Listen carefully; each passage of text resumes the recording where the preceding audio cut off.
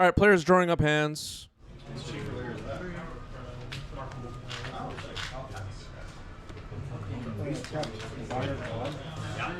I'll keep this hand. Okay. Good to go? Okay, one card on the bottom for Yasu, a mulligan to 6. Misty Rainforest cracked for Eric. Told Eric with some advice. It's a terrible deck. No one should play it. Referring to Doomsday. All right, there's a warning, everybody. I think a little bit of reverse psychology going on here. Eric wants people to think Doomsday is terrible, but it's actually tier 1. Yeah, conflict. Let's see, it's this one. What tier is it? Thoughtseize. Hand is revealed. Looks like Flooded Strand, Force of Will, Double Swords, Nadu, and Narcomoeba. We might see Force of Will taken here. I don't know if when the players sat down, they knew what each other were playing. I think, Yasu and Eric have seen each other around quite a bit. Maybe some guessing happened, but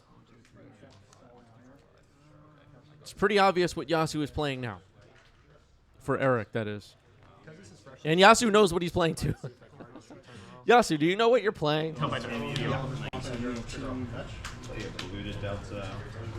Wait, what just happened? Good? Yeah. You're satisfied with that? Press reason bar. You got it. Yeah. I have no idea what happened, but okay. Okay. Flooded Strand gets played. Not much else going on for Yasu right now. Has double swords open. Unclear if that's going to matter. Here's a brainstorm for Eric.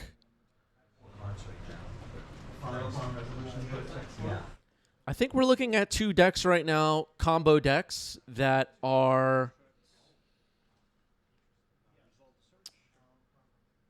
to be expected. If you're showing up to a Legacy tournament, you better come prepared for breakfast. You better come prepared for Doomsday. They're both decks that you can expect to see. Which one is better positioned right now? Maybe breakfast. But don't count out Doomsday for sure. Meticulous Archive, Surveil on end step.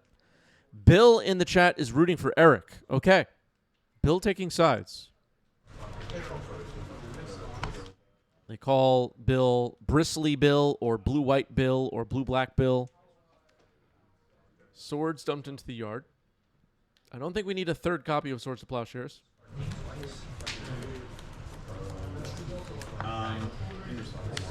Go. Okay, Yasu found a land drop. That's good. Polluted Delta gets cracked for Eric, shuffling some cards away after Brainstorm. Good old Legacy play.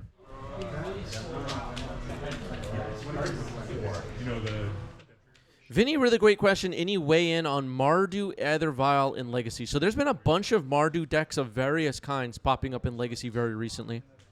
Harry, thank you for the bits. And while I haven't played with them or against them much myself, on paper, they look legit. What does everybody else think? I'm like a few cards short for a few of them. Otherwise, I would have dove in already. My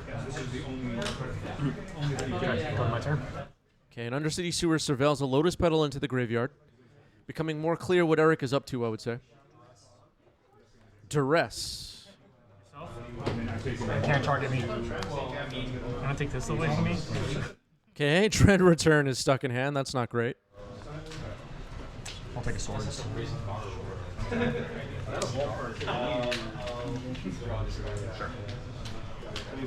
So quick roll Doomsday.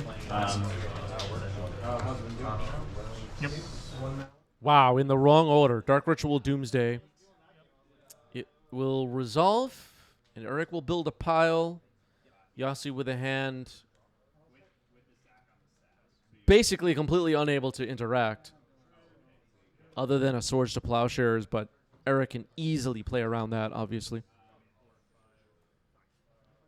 So what happens now if you're new around here, if you're new to Legacy? Eric will build a pile. Generally speaking, the piles will consist of cycling cards like Street Wraith, Edge of Autumn, Cavern of Souls often in there, and Thassa's Oracle. Idea being we have a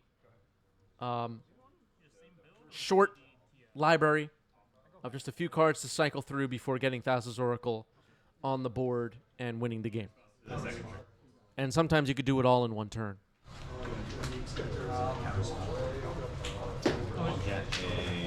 Yeah, I wasn't sure which one you were on. So Yasu's looks through the exile pile, tells Yasu a bit about what could be in the Doomsday pile. Yasu thinking about fetching on end step, it looks like. That could make sense. Force that pitching archetype. Yeah.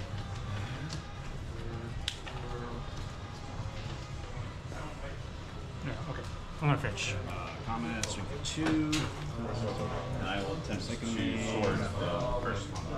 I have one out. Second one is good? Yeah. Yasu says I have one out. What could Yasu's out be? Does anybody have any feeling on that? Could Yasu be referring to...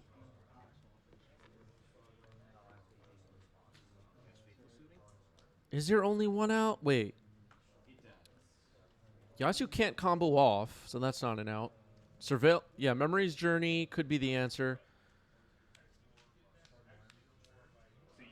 I'm trying to think what else Yasu could possibly have in there. Nope, Yasu just passed the turn after drawing a card. Force of negation. Are you on it? Yeah. Just gonna use that card. It's like a straight ready. 6.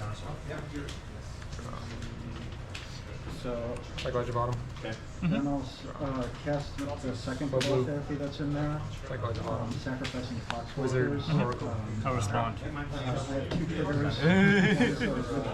All right, Yasu had nothing. Moving on to game 2. One of us is bad. There's only one, right? Eric takes game 1. Nicely played. You could just be on the personal tutor for some reason. Did a check for interaction in hand with the discard spells, and then completed the combo with Doomsday. Yasu will be on the play here. Nomads and Core on turn 1. Scary.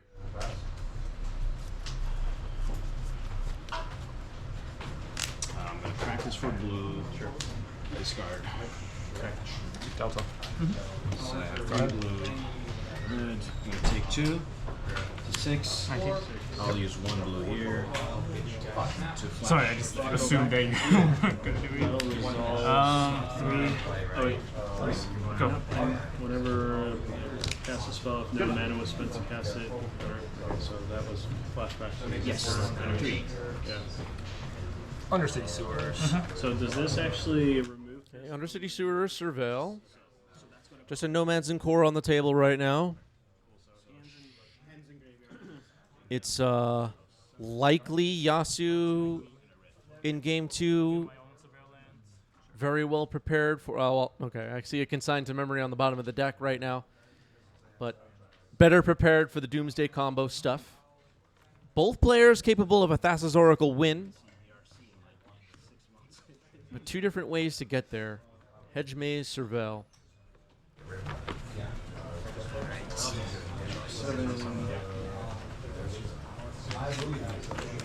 Between Cephalid Breakfast, Doomsday, Oops All Spells. There's a bunch of decks in Legacy right now trying to win with Thassa's Oracle. And they're all doing it in different ways, which is somewhat interesting. Teferi Time Raveler. That could be bad news.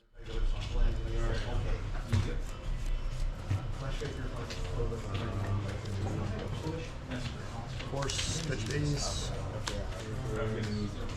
Force of Will pitching days might as well. Won't be able to use it after Teferi resolves if it resolves. Yasu can decide now whether if Yasu has interaction to fight back and try to protect Teferi or save counter magic for interacting with Eric's more threatening spells like Doomsday, let's say.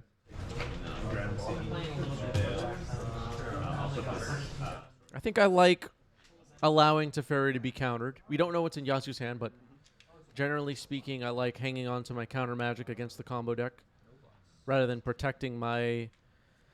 Well, it depends. Like, if Teferi said you know, if the text on Teferi literally said your opponent can't cast Doomsday or something like that, it would be a different conversation. But all right, here's a Thoughtseize, and we're gonna get a look at Yasu's hand, and maybe we'll get some clarity on what Yasu was thinking about on the previous turn. I'm gonna use one blue here to bounce my type. Yeah, 5 points in hand. Taller Eric saying Yasu thinks I should have dazed. Oh, did the Oh, I guess yeah, I guess Yasu tapped out. That's true. Daze over Force of Will. Huh. Yeah, Akalith guessing there could be a Doomsday in hand, but no Dark Ritual. Good point by the chat. I was so busy talking, I completely missed that Daze was an option. I had anything. So I'm like, okay, if I find like a troll or anything else to like, I talk too much on my own stream. it's better to just Shut up already. But like, because you let them like. Thoughtseize on the stack still. Yasu thinking about what to do in response. Fetching?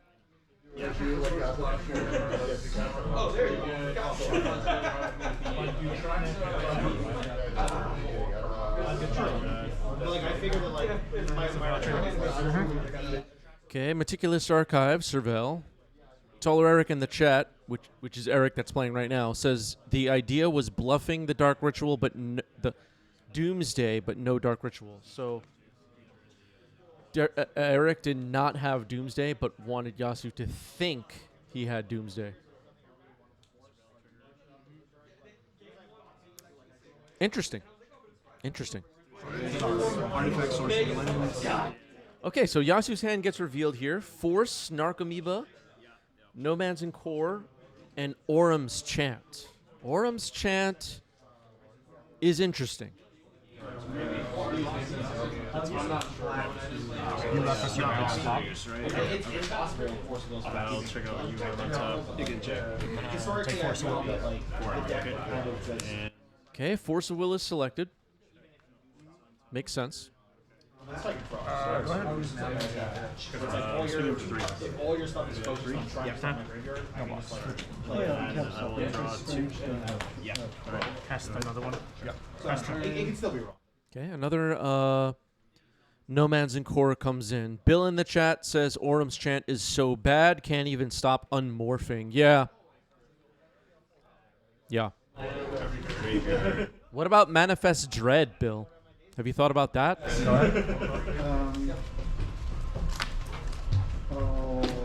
Legacy players don't even know what that is. They have no idea what the hell Manifest Dread is. They don't know. Go.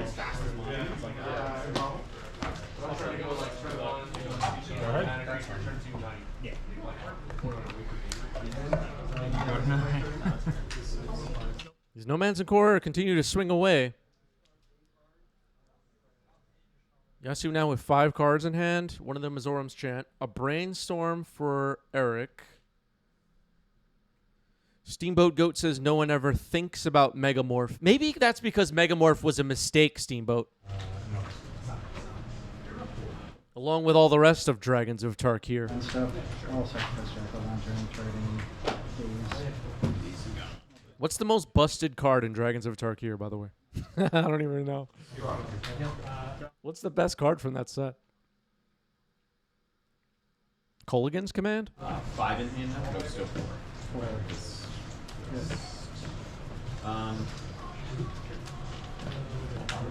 Gurmag Angler was Fate Reforged. Someone, moderators, keep an eye on Bill.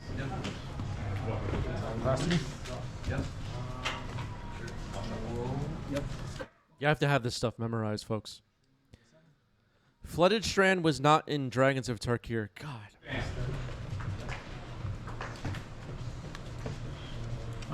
Cavern on Wizard. Go. Cavern on Wizard. Okay, folks, the fetch lands were not in Dragons of Tarkir. I'm going to end the stream. Yeah.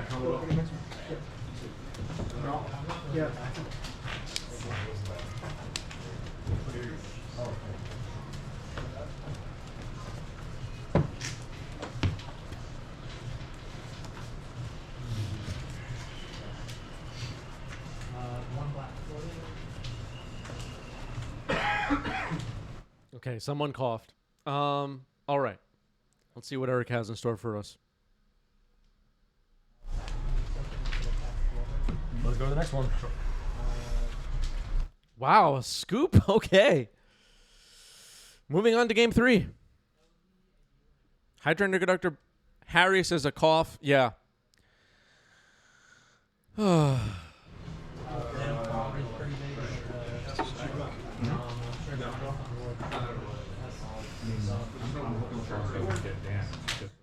Gizlo says Dragon Lord Kolagon was decent enough in Garuda combo. Yeah, I do kind of remember that.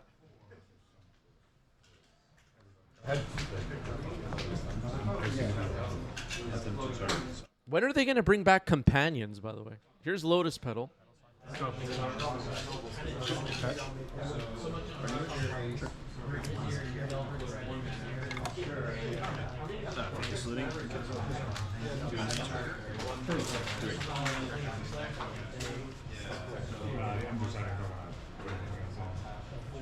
Should be an interesting game 3.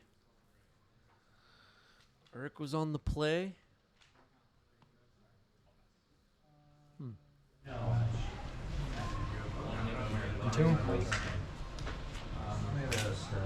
Entomb, okay. Play this hydroelectric concept. Into 6.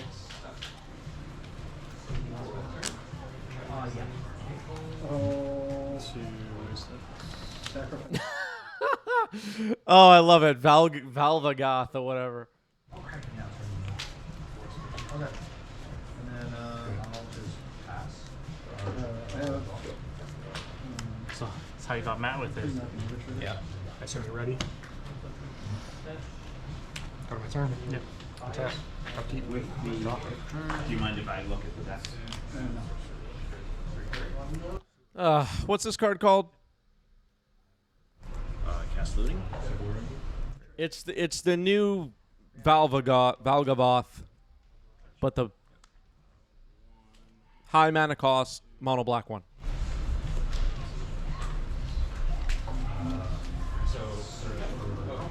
You search first. Discard 2 echoes. Sure. Although this will resolve before this out. Terror Eater. Thank you, Bill. Terror Eater. Valgavoth, the Terror Eater. It's a terrifying card. I've played against it a few times now. This card is powerful. They're vexing ball. Pass turn 2. And now there's a reanimate happening.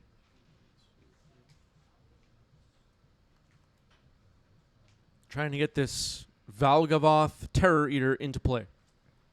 And it will be a fast clock. Flying lifelink 9/9. Ward, sacrifice 3 non-land permanents. Naming. Oh, these So some kind of a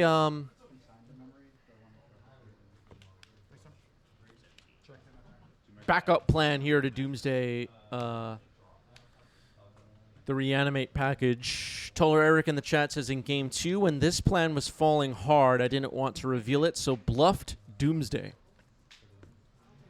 Okay, setting things up for game 3 where the reanimate plan can really catch Yasu off guard. Looks like Yasu is holding a copy of Swords to Plowshares, but it won't be very effective against Valgavoth as it stands right now. The days I didn't in the Take 9. Yeah, because that was my first. Go to 10. Toller Eric says not a backup, full 15 card transform. All right. 15 card transformational sideboard happening. And Valgavoth has arrived. It's on the board. It's going to be tough for Yasu to beat. Wolfar.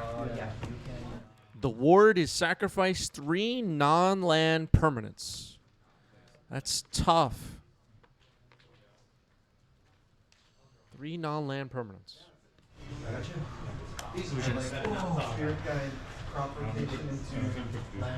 That doesn't mean Yasu still can't combo off, though. Yeah.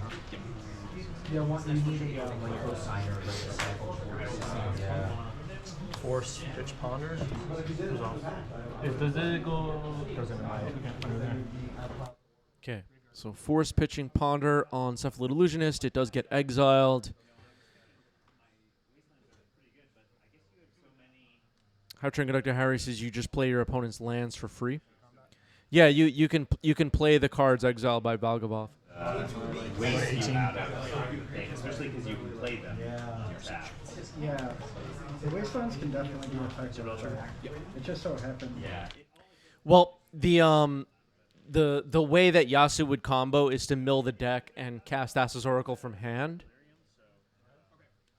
But it does make it a lot harder, yeah. Like, obviously, Valgavoth makes the whole thing a lot harder. Oh, so Yasu just drew a consign to memory. Wait. Oh, that's the scoop. Okay. GG's. Additional swords removal just to make it a little bit easier against. Wait, hold on. Couldn't Yasu swords it and then counter ward?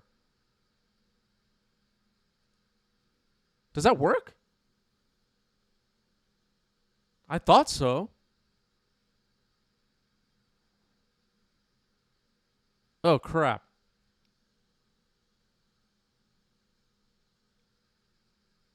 I got excited when I saw the consign to memory, and then are we sure? Yeah, I'm pretty sure it's a triggered ability, right? Why wouldn't you be able to counter ward? And it's not targeting the consign to memory. Wouldn't be targeting Valgavoth, so why wouldn't you be able to counter its ability? Oh man, Yasu missed it. It looks like, unless there's. That was a Swords to Plowshares in hand, right?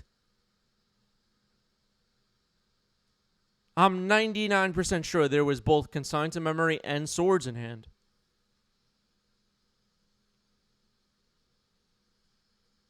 Well, I think if that's true, Yasu missed the play. Unfortunately. I mean, there's a chance Eric would have countered it anyway, but it was worth a try. All right, we're going to set up another poll momentarily for the chat to decide which match we watch next. I'm just actually going to... You know what? Quick break. Going to fix something quick. 30 seconds. Okay, I'm back. I just wanted to fix something. Okay. Back to business. Let's set up another poll for the Twitch chat. Which match next?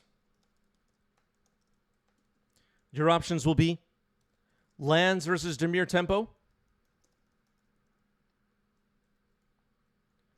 Grixis Reanimator versus Breakfast,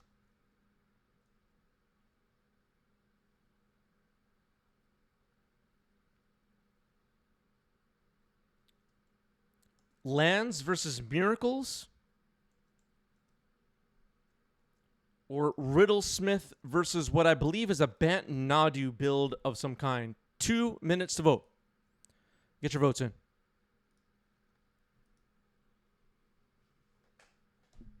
Poll happening now in the chat. Our Discord is up on your screen. We also have a Patreon. Links are all over the place for that. Let's see if people are joining the Discord. Okay, people are joining. Little bit of a look at our VIP channel for a moment. This is a members-only channel. This is what goes on in there.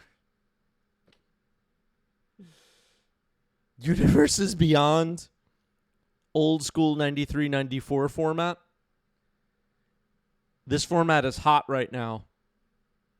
I think there's going to be a pro tour for this format.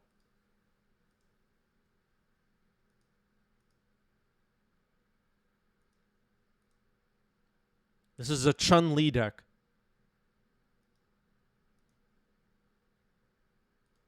All right, that's enough. That's enough.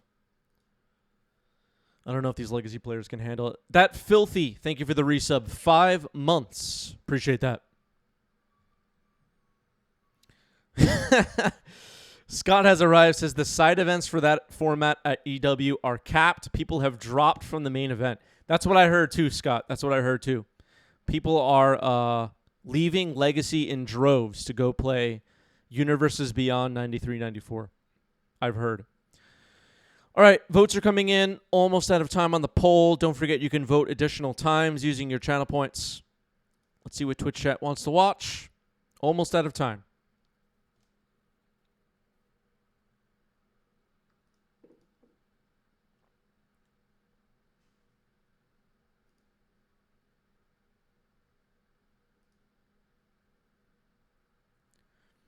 All right, the poll has been decided. Cole contributed 800 channel points. Thank you, Cole. Riddlesmith versus Bant Nadu. Yeah, I don't know what this Nadu deck is, but we're going to find out together. We're going to find out together.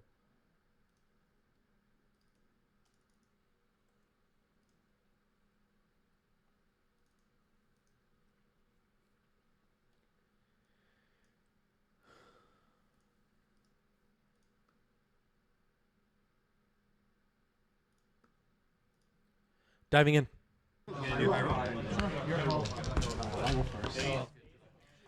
All right. On the left side of your screen is John with Riddlesmith. And on the right is Audrey with a Nadu build of some kind. I'm not sure what this deck is.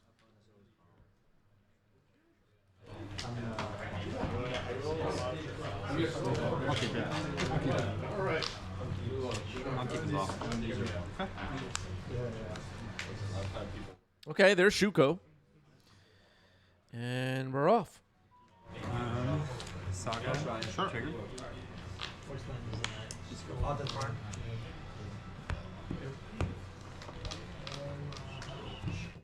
What's up, Cole?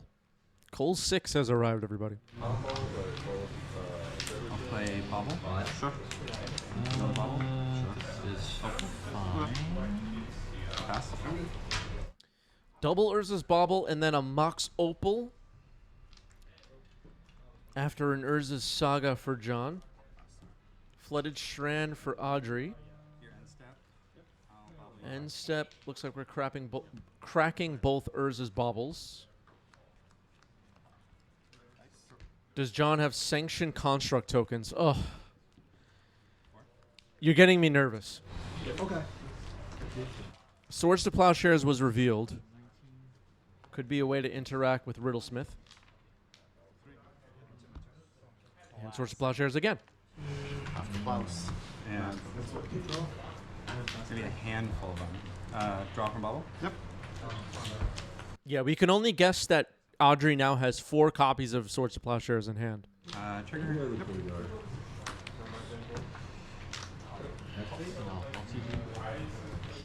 Okay, Urza Saga has ticked up to 2. We've had a lot of issues on recent live streams with construct tokens being incorrect. And the Twitch chat is worried right now. A Chromox? Sure. Okay, there's a Chromox. Imprinting Gamble. And I'll pass it. Okay, John will pass the turn. A Brainstorm on end step. Crazy Carl saying, I just really don't want to have to make a report to the DCI. I hope not, Crazy Carl. I hope not.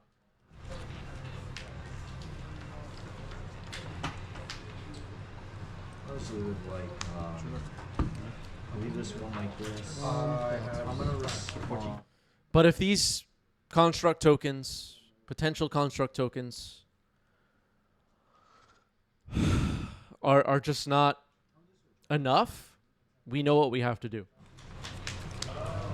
Move to combat. We will do what we must. You have 3 cards? Yeah. Meticulous Archive happening here. Surveil. Activate. Escalate stage. Trigger. I'll shoot that. You get basic land tapped. Come on, John. Don't let us down. Cross your fingers, chat. Prismatic Ending dumped into the graveyard. Hey, Prismatic Ending could be good here.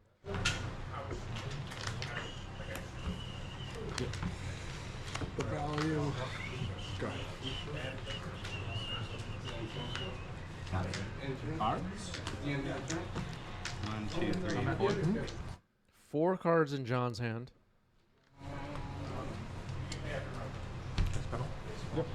Yeah, Crazy Carl is saying they can't look right now. Hang in there, Crazy Carl. We're going to see. Cavern of Souls. Yeah, that's fine. Naming Wizard. Teferi, Time Raveler. Okay. This just looks like breakfast. In response. Got 2. Draw. Yeah. Here's your turn. Instant, activate vial. I already knew when you didn't touch. Yeah. Oh, man, I'm nervous. Yeah, I know. Yeah! Perfect. Thank you, John. Yes. I forgot you were playing this. I thought you won. All right, there's a Saga got bounced, and Crazy Carl erupts. There is justice and good in the world, says Crazy Carl.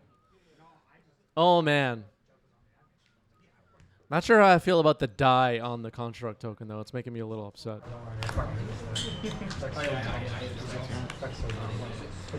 Yeah, he had to ruin it by putting a die on it. It's always something. It's always something with these people.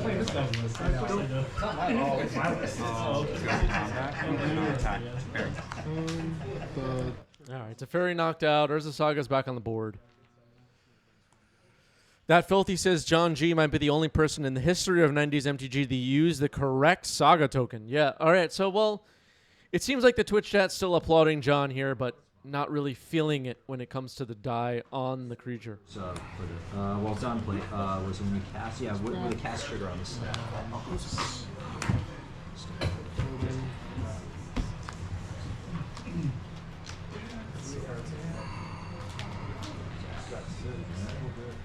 Activate vial. Urza Saga will tick back up to 2 on John's next turn and be able to make more correct construct tokens. It looks like, based on what we've seen so far in this game, Audrey is capable of comboing off. We don't know the contents of Audrey's deck, though. And then, yeah, that's fine. Yeah, 5 cards. 5 cards in hand for John. Yep, I go 16. You know what? We should have known. John has the invention artifacts and foil gamble, and we should have had more faith in John to have the right constructs. Shame on us. 4 blockers. I'm going to untap. So another Ancient Tomb gets played as land for turn. There's a Saga on Chapter 2 now. Construct attacks for 3. And pass the turn. Take 3? Yep. 2. Go ahead. Go ahead. Okay, Construct gets removed by a Swords.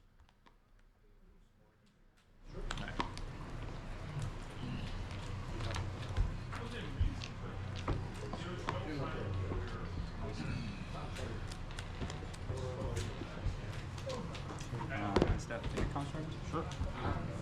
All right, end step, make a Construct. There it is. With the die on it again.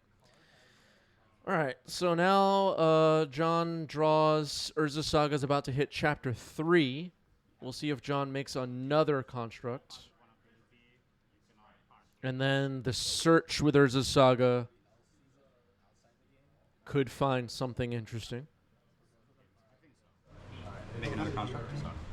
You're good. Making another Construct. Urza Saga will search. What do you do for 3? What are your targets? Audrey moves the die to an appropriate position. Thank you, Audrey. Things are not going too badly on today's stream, I have to say. There's Vexing Bauble. Vexing Bauble, quite effective at both stopping Force of Will and at stopping Dread Return, if that's a worry of John right now. And it should be. Play number 2. Yeah, so you get your response. I take 1, 2, 3, 4. I go to 12. Attacking for 5 with a construct. Does Audrey have another removal spell in hand? Or were those just baubles early on? Okay, Petty Theft on a construct. Brazen Bar will go on an adventure. The die goes back on the damn construct. On an adventure token for Audrey. Okay. You know what? We're so lucky. Here. And then I'll block here. So first strike damage kills this. And then I take 2. Yeah, nature is healing. I'll pass. Scott says Audrey is killing it. That's huge praise coming in from gift leader Scott. All right, another swords on the construct, and all the constructs have been wiped out. Breck says, I'm really proud of these players. Breck might be weeping in their chair right now. Do we have anybody weeping watching right now?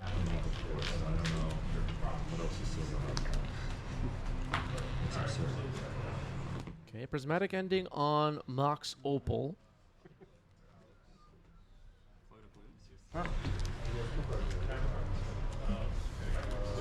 Looks like John made a blue. Scott says tears of joy. Gift leader Scott has tears of joy at this match, everybody.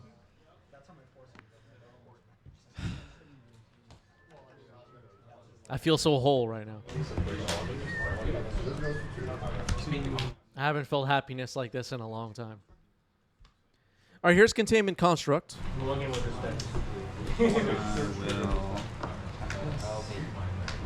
Crack bubble. Sure. Go card.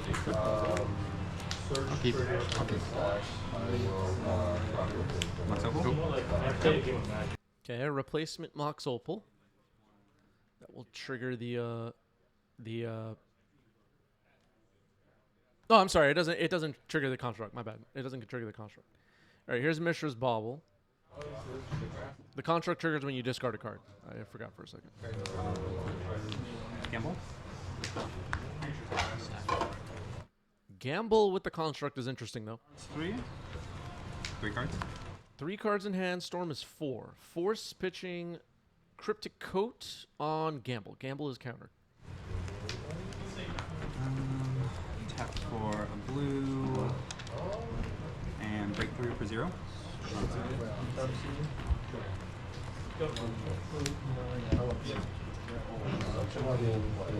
I'll discard triggers from Containment Construct. Yeah, we'll have all of those. I'll put this in the graveyard, and I'll keep the other ones exiled. Yeah, Breakthrough is a spicy one. The other card in the mix here was on the table here is Chain of Vapor. 2 cards in here. 2 cards.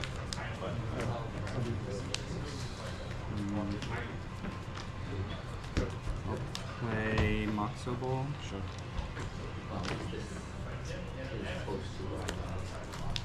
Cut for blue, breakthrough for 0. Sure. Okay, another Breakthrough. Riddlesmith revealed. 2 Riddlesmiths revealed, and I believe that was a Defense Grid. 2 copies of Defense Grid.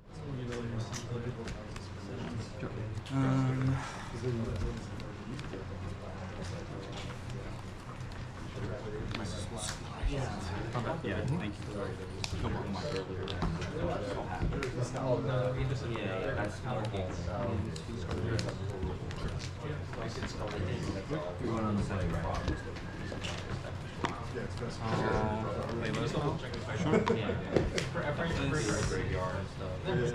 Storm is 9. Sacking Lotus Petal. Flashing back Echo of Eons. It was in the graveyard.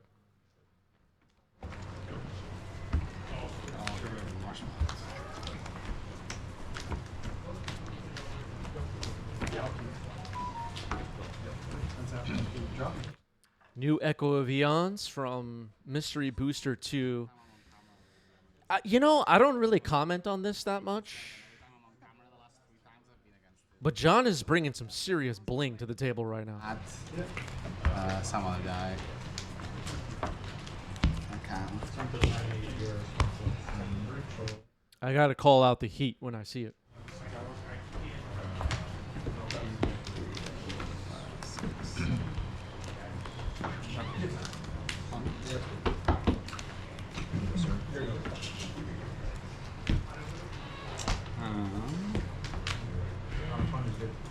I'll play land drop. Sure you want it. Okay, that was a Spire of Industry. I agree with Audrey. I immediately thought, I think there was already a land drop of Ancient Tomb this turn. I could be wrong. I'm sure the YouTube commenters will be able to rewind and tell us. But I'm pretty sure John already played a land. No, sure. Pretty sure. No, pretty sure because I went. Yeah, last game I used like a Saga, damage, this game I Ancient took Tomb, that. Bounce, Saga, Ancient Tomb. You missed a couple land drops. Yeah, I think you're right. hard. Yeah. Yeah.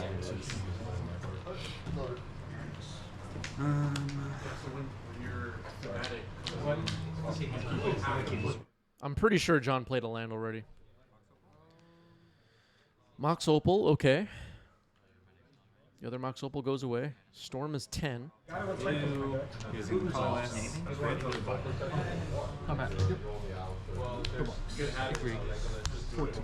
Force pitching Ponder on a defense grid.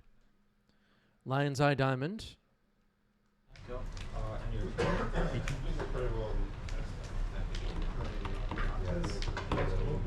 I'll sack it for blue. All these trigger? No. I'll exile all of them. Okay, discarding the hand to Lion's Eye Diamond to make 3 blue mana. And all the cards get exiled with Containment Construct. Playing a Riddlesmith now. Storm is 14. Mishra's Bauble. Trigger the Riddlesmith. Exile the discarded card to Containment Construct. Play a Lotus Petal. Trigger the Riddlesmith. Drawing a Breakthrough. Whatever. Discarding a Breakthrough. It goes into exile. Urza's Bauble. Yeah. I will Blue, vapor light floating. Mox Opal. To tap this. So 3 black I'll sack floating. this. Bounce my 5, 6.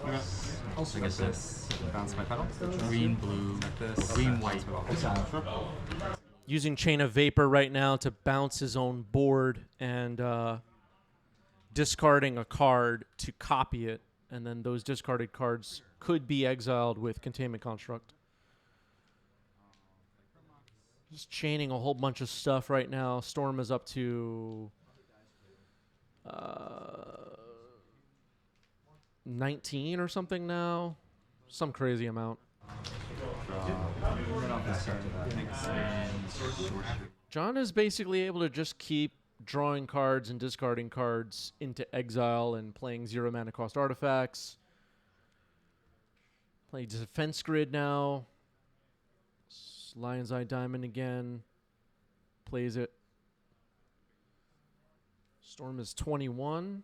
Urza's Saga discarded and put into exile. Lion's Eye Diamond now sacrificed. There's a Grape Shot. Make 3 red mana. Grape Shot, and that is the game.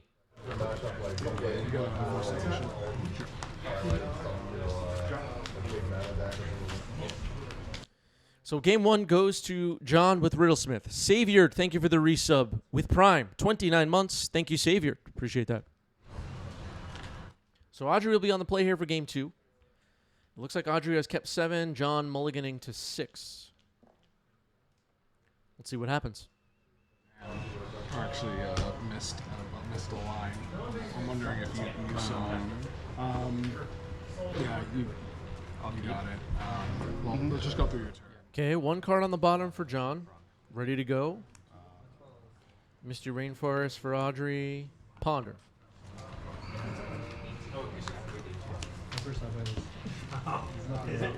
It's good. It's not bad.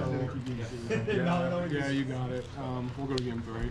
But I missed the line. These Riddlesmith decks maybe an underestimated deck in the metagame. Consistently seeing these decks do well, despite not being registered in much quantity. A deck to watch out for, I would say.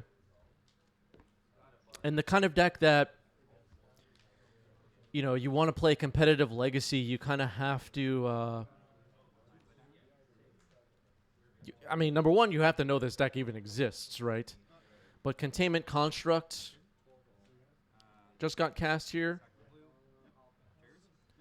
You better understand your windows to interact. All right, 2 copies of Echo of Eons were just discarded to a Lion's Eye Diamond. One of them will be flashed back. The other will be shuffled back into the library. And the 2 other cards were discarded, Mishra's Bauble and Urza's Bauble, but they will be exiled using Containment Construct. Storm is 3.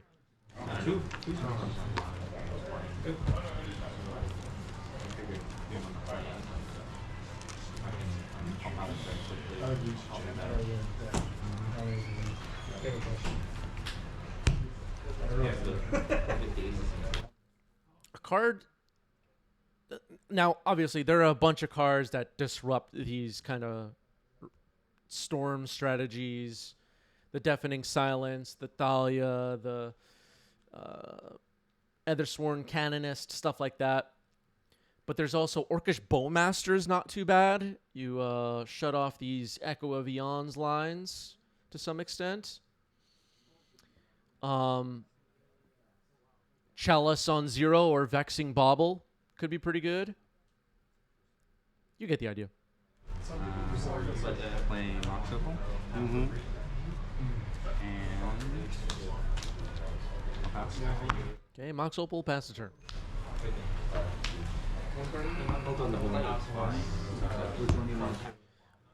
Audrey's deck, we haven't seen a lot of it yet. It looks like regular breakfast.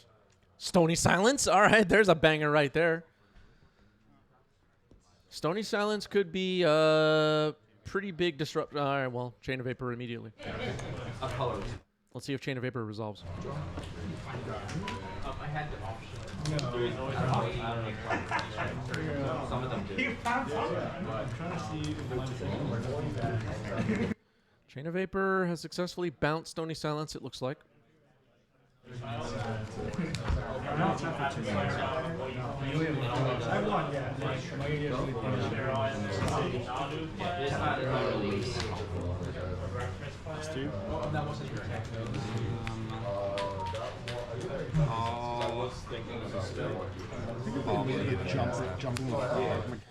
Okay, so Nomads and Core on top of Audrey's deck. Audrey chose to bounce Containment Construct by sacrificing the Tropical Island. You can bounce back the Chain of Vapor by sacrificing a land. I think I like that play. Urza's Saga comes in. I'm at 7.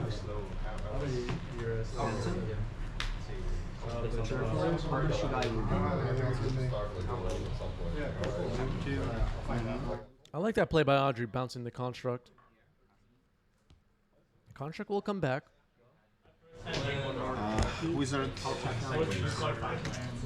Okay, Cavern on Wizard. Bowmaster. Okay. Now, why would John have Bowmaster? Echo of Eons makes your opponent draw 7 cards too. So that kind of like side quest combo in the deck is to Echo of Eons and have your opponent get killed by a Bowmaster. Kind of neat. Urza Saga ticks up to 2. And an attack here with the Bowmaster, its Orc Army friend, and the Containment Construct. Audrey drops to 13. Now, another backup plan of sorts for these Stoneforge Mystic. Okay. Another backup plan of sorts for these Riddlesmith decks is just to make constructs with Urza Saga and attack with them. And that could be a way to beat Stony Silence here. You could still play Mishra's Baubles and Mox Opals and stuff and just have them exist as pumps to your construct tokens. Especially if you have the correct construct tokens. Stoneforge searching here. What do we find? Will it be Shuko? College or complete? Okay.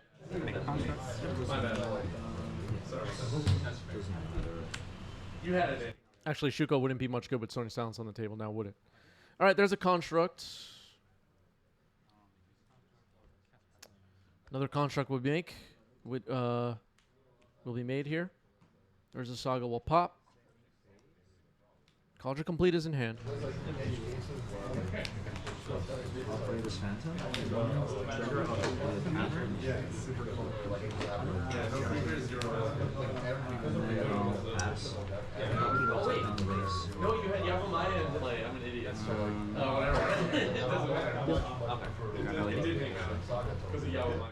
Okay, Lion's Eye Diamond. You know what? In my soul, I lost. Is found by Urza's Saga. Yeah. I was looking for a reason to play.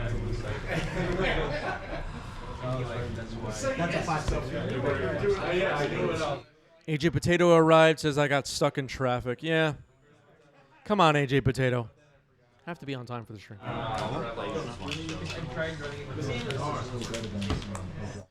Mishra's Bauble comes in. The constructs now are 7/7s, and with Audrey at 13, this is going to be a quick clock for Audrey to deal with. Attacking with everybody, allowing the Orc army to die in combat. Audrey takes a ton of damage, drops to 4.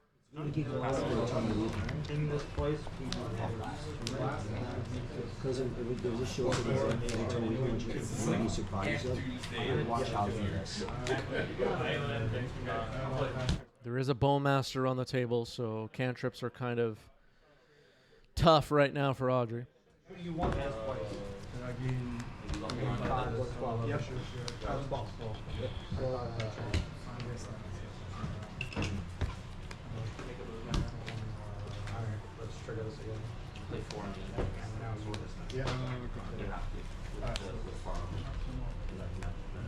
Any chance for a Wrath of the Skies? Probably not.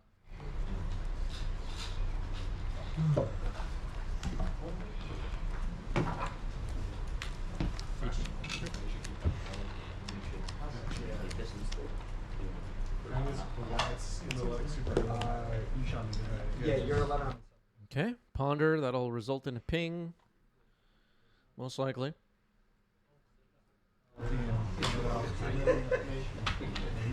Liz on taps now.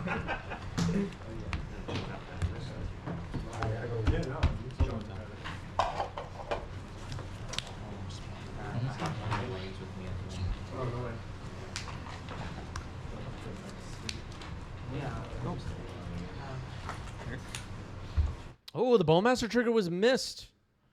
All right, John points it out late. It's unlikely to matter, though. Yep.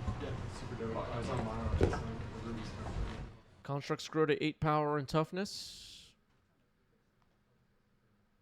Yeah.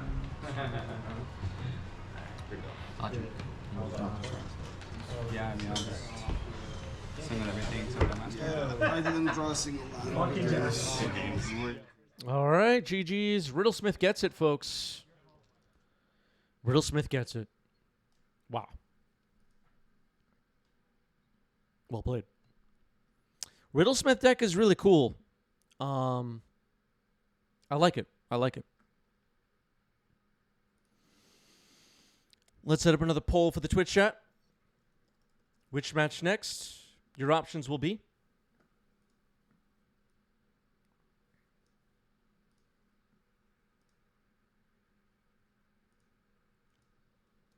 Lands versus Miracles,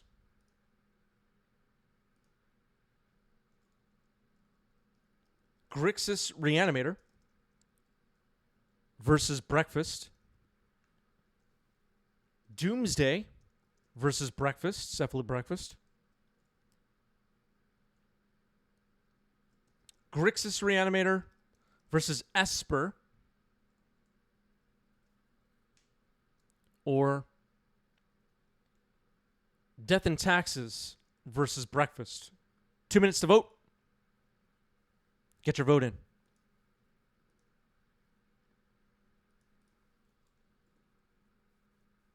Discord up on your screen. Join our Discord community if you're not in there yet.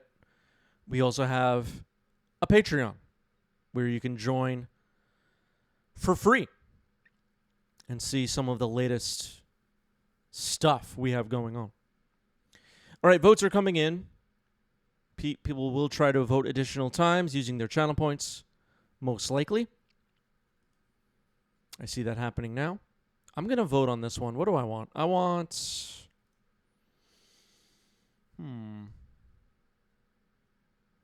All right, I voted.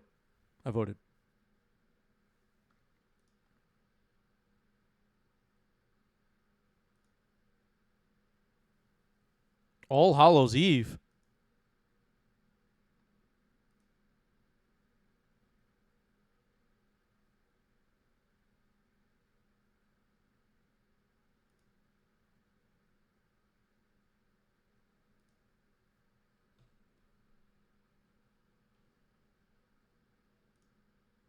Oh, yeah, we do have a merch shop. Someone picked up a 90s MTG official tee earlier. Thank you, everybody that's been picking up tees.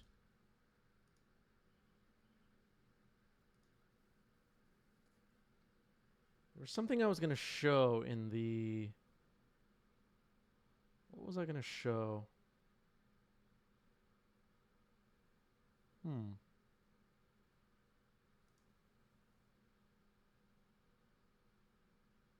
Oh, yeah.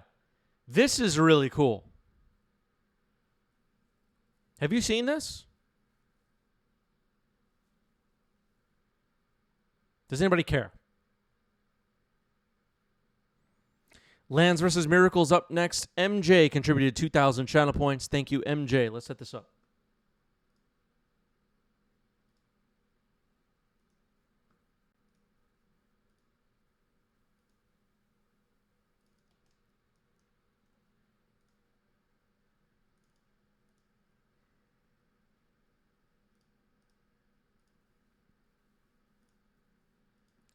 Diving in.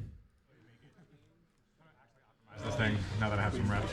Also trying to play Miracles in Vintage. No, I'm playing 4 top, and the only reasonable way I think to do that is playing Flash Breaker to go infinite.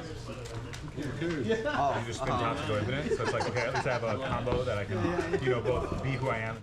All right, on the left, we have Greg with Lands. On the right, we have Force of Phil with Miracles. This should be interesting. Like Tinker does, so you kind of... Yeah, the meta is like the Bullmaster Frog and Wolf counterspell, so... And you need a high enough density of colorless mana to cast it. Yeah, Steamboat Goat saying Lands versus Miracles, this might take a while. That's possible. That's possible. I would say Urza Saga speeds it up a little bit, potentially. But I don't think Force of Phil is capable of a fast win these days.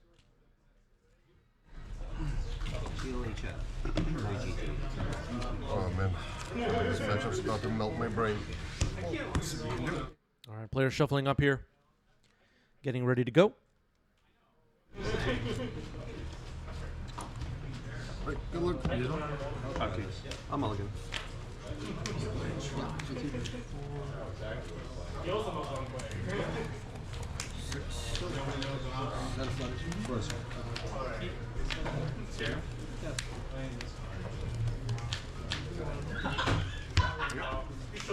I'll keep this. Yeah, let's rock. All right, both players have kept 7. Let's rock.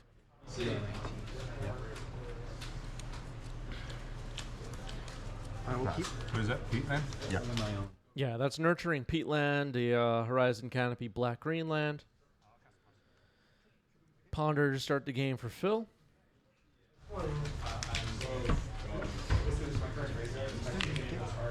Result.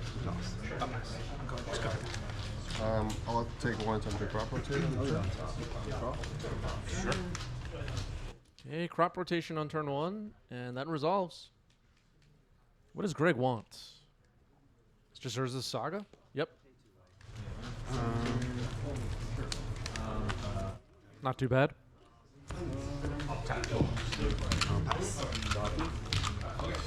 Upkeep.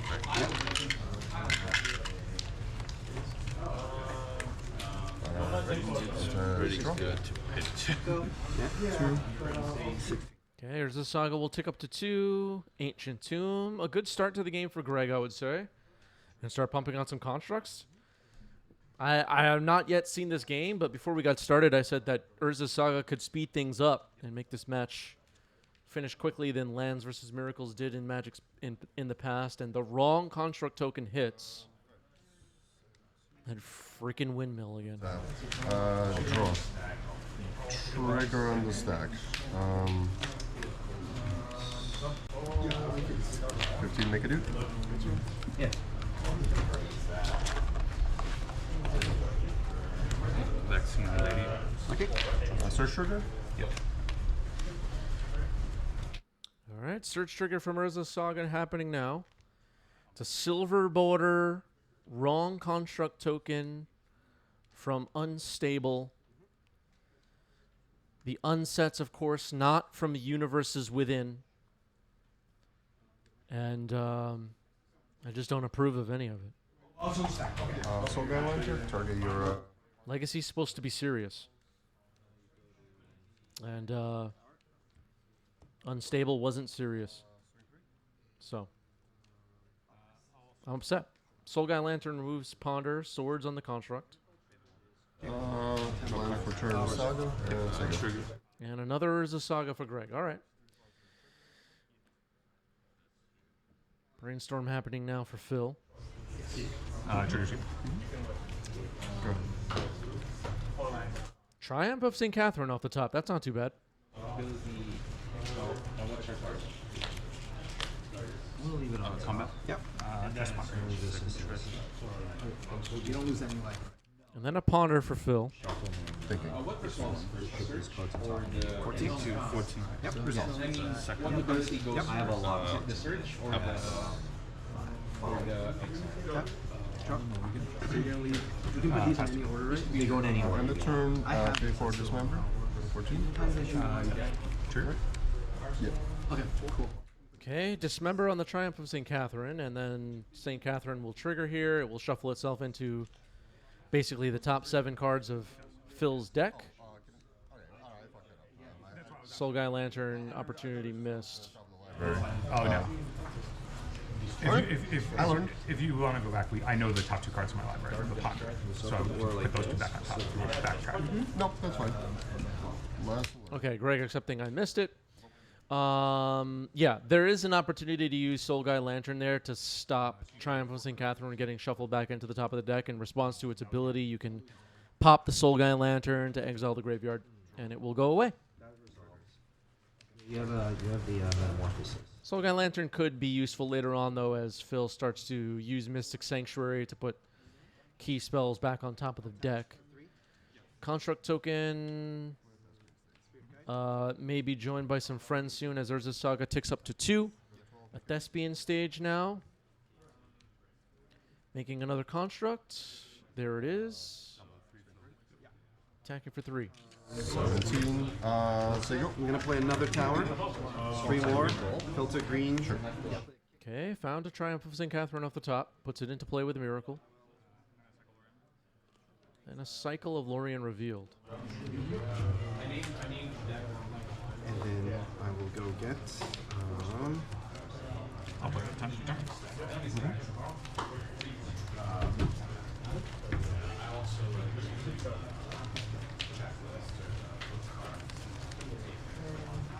Draw. I'll pass you. Untap. Draw. Thespian stage could copy Urza's Saga and things could get interesting. It looks like that's the plan. Copy Saga. Right, so this is so one floating. Well, yeah, you just choose whenever. Okay, 1 mana floating and then a search. Thespian stage is now a copy of Urza's Saga. The constructs will likely be 4/4s after this search. What does Greg want to find? There's a 5/5 lifelinker on the other side. Portugal. Okay. Yes. Could be Mox Diamond. Could be Expedition Map. Saw Greg looking at the graveyard. Maybe there's a Life in the Loam available. Tricky.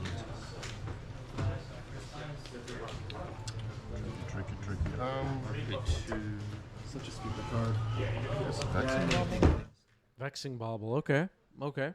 Because you Limduel's vaulted and but then you troll cycle. Yeah, that was my error. I feel like let's see, so colorless. So Vexing Bauble's on the board. One colorless still floating.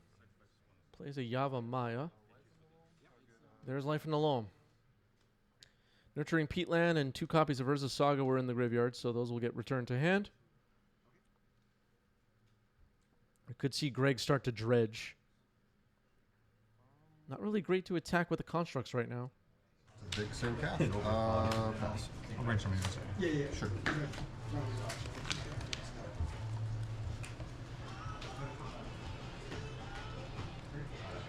Okay, a brainstorm happening here for Phil.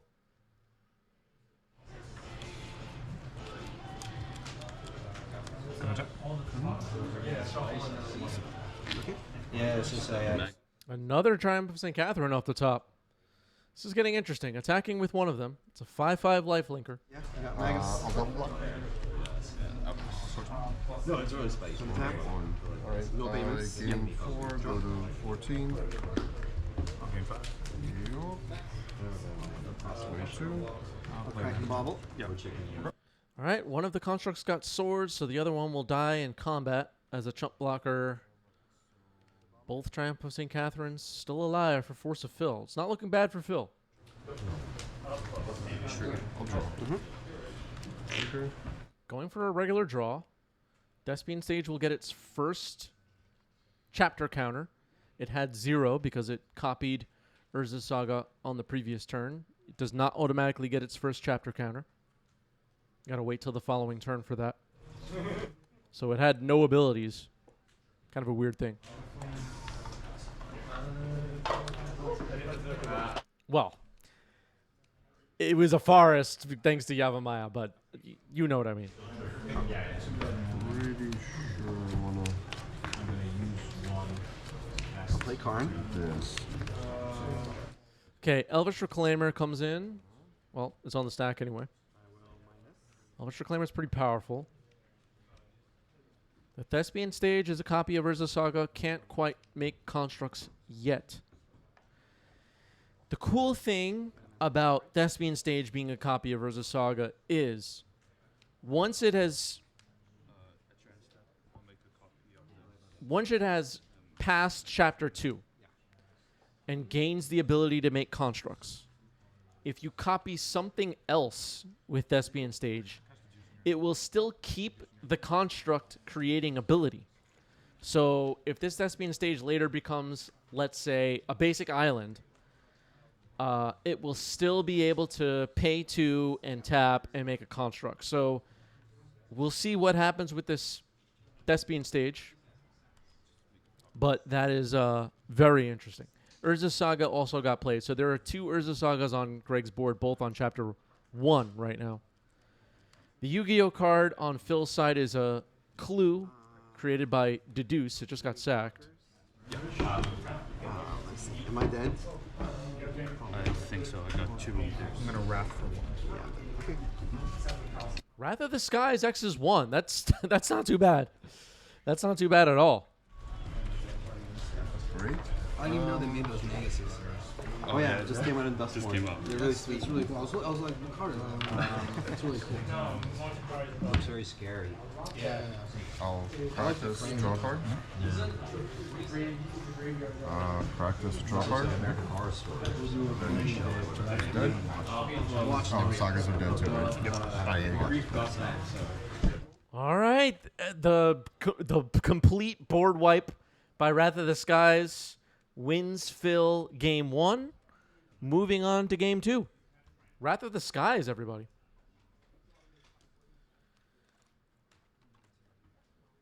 That was a pretty big Wrath of the Skies. There was an opportunity for Greg to, instead of using the Thespian Stage, to sack a Vexing Bauble.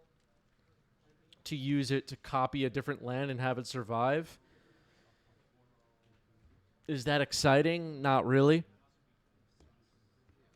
The Wrath of the Sky is probably one fill the game regardless. All right, so Greg will drop a new hand for game 2. There was the possibility Greg could have started loaming and all that, but the 2 Triumph of St. Catherine's were on the board. It was going to be an uphill battle. I will play a Mox. Yep. Okay, Mox Diamond to start the game for Greg.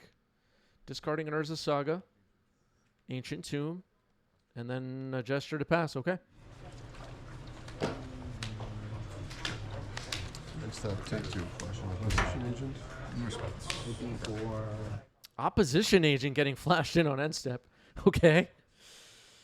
In response, Cycling Lorien revealed. Feels like a good time to do that. Not very good after Opposition Agent is on the board. Finds a Tundra. Good. Untap. Sure. Opposition Agent. 13. 13 all. creature land. Yeah, creature land.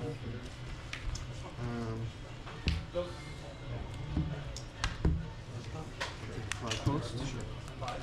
Clear Wasteland. Yep. Land. Okay, Wasteland fired off. Hits the Tundra. And Loam. Return Wasteland and Urza Saga. Not too bad. All right. Greg off to a good start here in game 2. Don't forget to attack. Waste that. Sure. Post. Yes. One for each. It's each locus. 800. I have no idea. Alright, combat. Sorry. Pass 2. I'll need you for 1.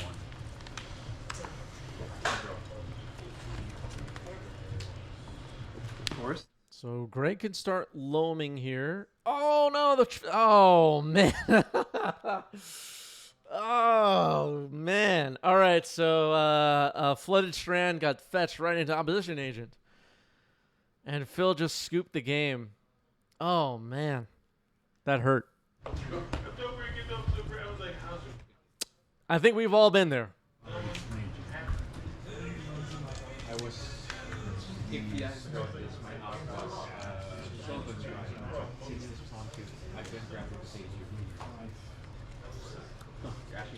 Yeah, Kenneth saying EDH players know. All right, looks like one card headed to the bottom of the library for Phil and a mull to 6, and we are ready to go. Hopefully the life totals will be reset on the phone. Flooded Strand gets cracked successfully this time, finds a basic island. Instant land. Sorcery enchantment. Yeah. Let's see. Cards? 5.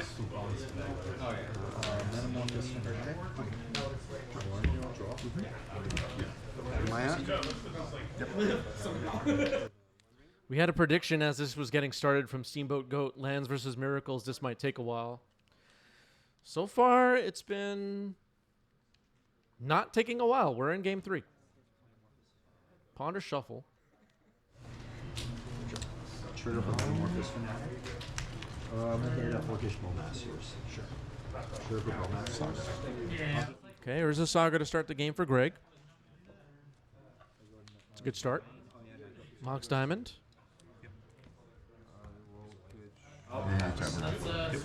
Discarding Tabernacle at Pendrell Vale. Elvish Reclaimer. Yeah. Yes.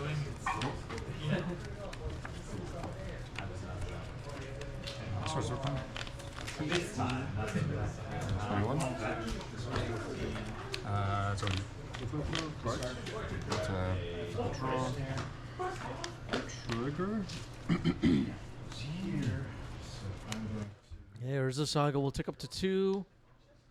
Swords to Plowshares took out the Reclaimer. Reclaimer, if you have the option to, you do want to get it off the board. A Wasteland for Greg. A Brainstorm for Phil.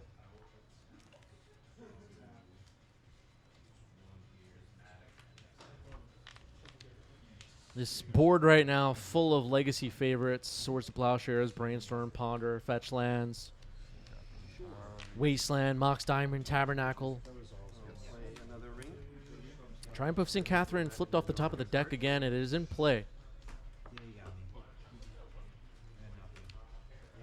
Every once in a while, I'll hear somebody say something like, yeah, Legacy's become a rotating format.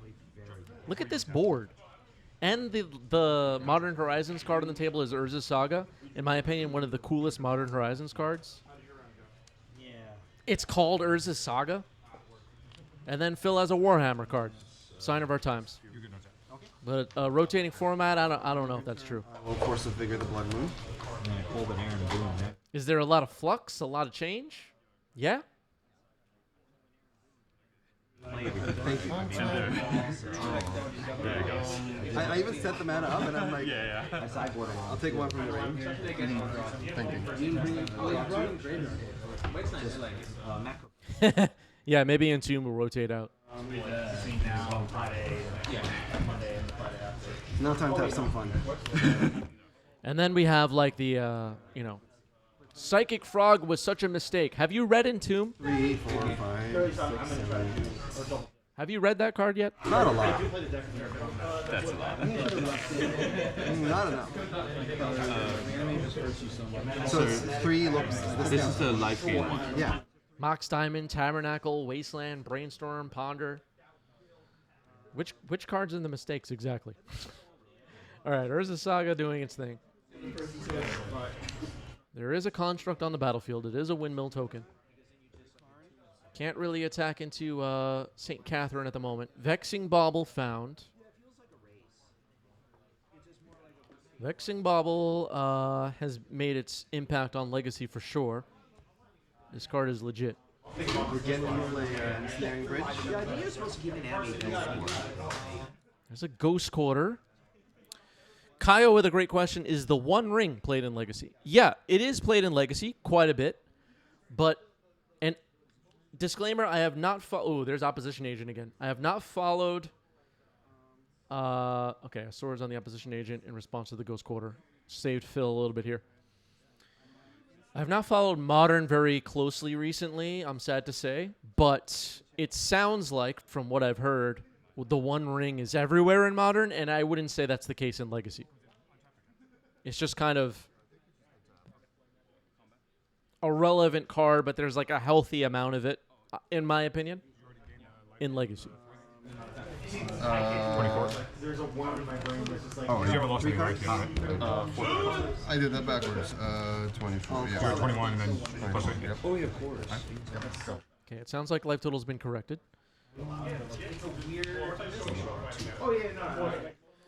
Bill says Ancient Tomb decks are the best One Ring decks. It's good, but not everyone could use it. Yeah, I think that's true.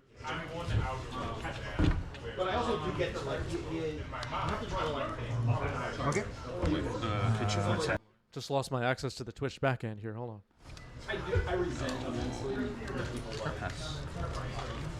Take 2 from the ring. No lightning. Okay, Lorien revealed finds a Tundra. Okay, I'm back. I could see the Twitch backend again. Para says Ring is at 56% meta share in Modern. Okay. 19. Still responding. Yep.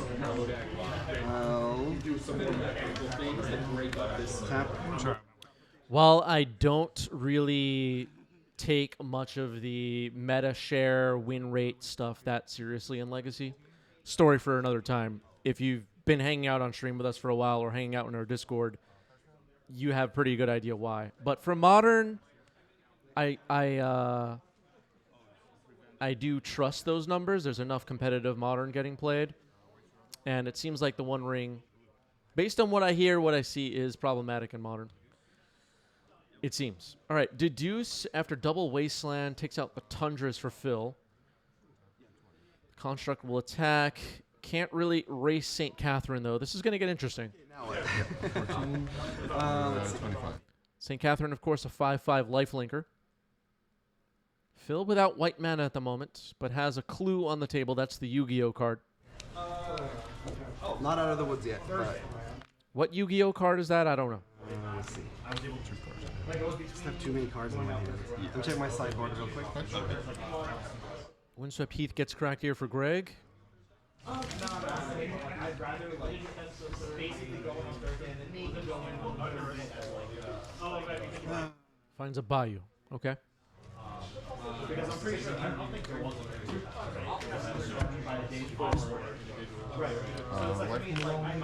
Saga, Ghost Quarter, Wasteland. Okay. I'll crack this. So, I have 2 life. Okay, Life from the Loam resolves, returning Wasteland, Ghost Quarter, and Urza's Saga. That was a clue sacked by Force of Fill. Life from the Loam now into the graveyard. Which I don't think I can... Are Yu-Gi-Oh cards approved tokens? They are not. They are not. St. Catherine gets in for another attack. I don't know how I do that either. I don't have to pay the... Okay, Dredging Loam, Shadow Spear, Cabal, Pit, and Ancient Tomb. Okay.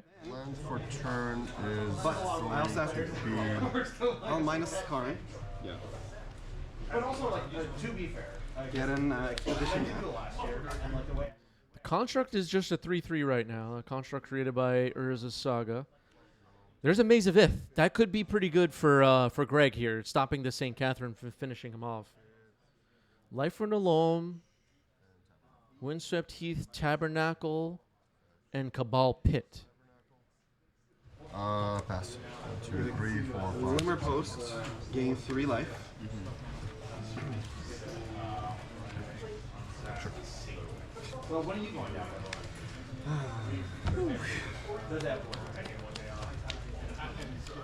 So with the Maze of Ith on the table now, Phil kind of has some problems to solve. The Triumph of St. Catherine can no longer attack and deal damage.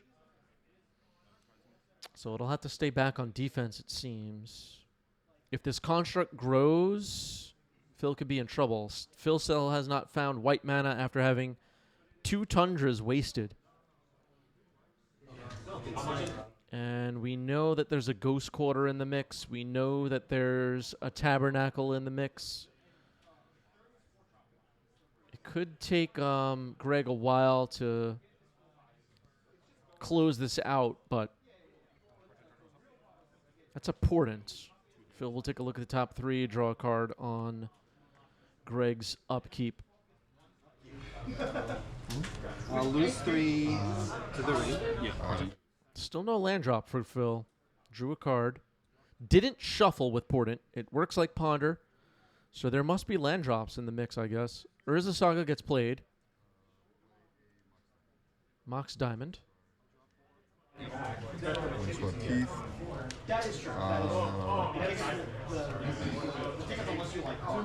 There was an opportunity for Greg to attack there. Chose not to. Portent again for Phil. Kyle says, does lands have removal, or is it all about Tabernacle and Maze and such? Yeah, so I would say the 2024 lands decks do have removal, depending on the build. You might see some Swords to Plowshares. We saw Greg had Dismember. But, yeah, 2024 lands running some removal. In the past, in years past, lands decks had stuff like Grove of the Burnwillows and Punishing Fire. They've had different ways to deal damage or remove creatures and whatnot. All right, Triumph of St. Catherine attacking. There's a... Oh, what's this? A Baleful Mastery or something? Just an exile creature? Yeah. But I did end up with like... Clock Post? You know, I still lost money, but one, I got to play like a decent one event, and 2, I got like, Fortune? I have 9 cards in my hand, so move to discard. Yeah, sure. Discard. Draw. 1. Trigger. 2. Go. Yeah, that was Baleful Mastery, exile target creature. All right, Tundra gets hit. Yeah, Gentle points out that the Mox Diamond was cast with a Vexing Bauble in play. It should have been countered. It should have been countered. If that's what happened. Good catch. Both players missed it. Specchio, thank you for the resub with Prime. 21 months. 90s MTG rocks, says Specchio. You know what? That's a big review coming in. Tap. No damage. Yep. Okay, Misty Rainforest cracked here. Finds a basic island. There's an expedition map on the board now for Greg. Urza Saga has 2 chapter counters on it. You're talking me down. You're talking me down to the left. I just can't. Deduce. Draw a card, make a clue. Yu-Gi-Oh card available. Play my land for turn. Also, it's time. All right, Phil scoops it up, not seeing a path to victory. Greg gets it. GG's. Gotta watch out for those plays with Vexing Bauble on the board. If it's true that Mox Diamond was played after Vexing Bauble, then that would obviously be a game rule violation or whatever. All right.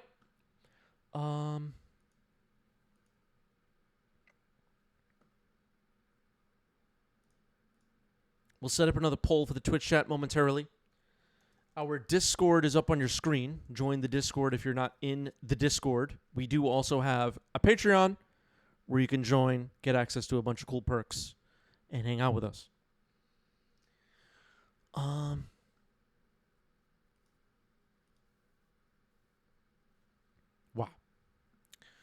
Let's see what's left in the queue. Where are we on time? Okay, we got time.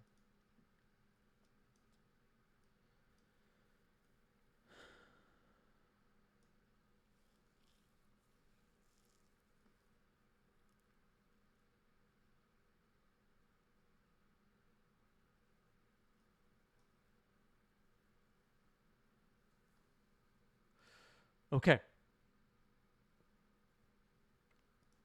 Let's get another poll up and running. Which match next? Twitch chat, it's time for you to vote. Doomsday versus Breakfast? Or Grixis Reanimator versus Esper?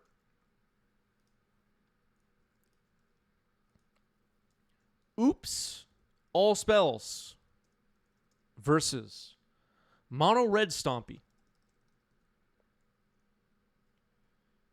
Grixis Reanimator versus Breakfast. Or Cloud Post versus Breakfast. 2 minutes to vote. Get your vote in. Poll happening now on the chat. I'm going to vote on this one. What do I want? All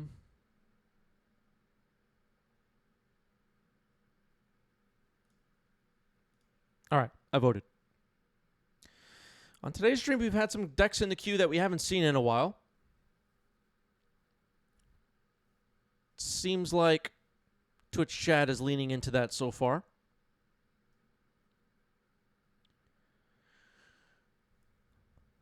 Over on our YouTube channel, if you're new around here, we have a YouTube channel. Gigantic library of Legacy for you to watch. On our YouTube channel recently, it's feeling like the people of YouTube are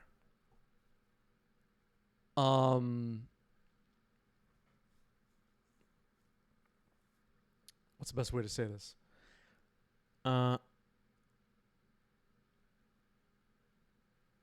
Ready for some shift in the metagame, I would say. People are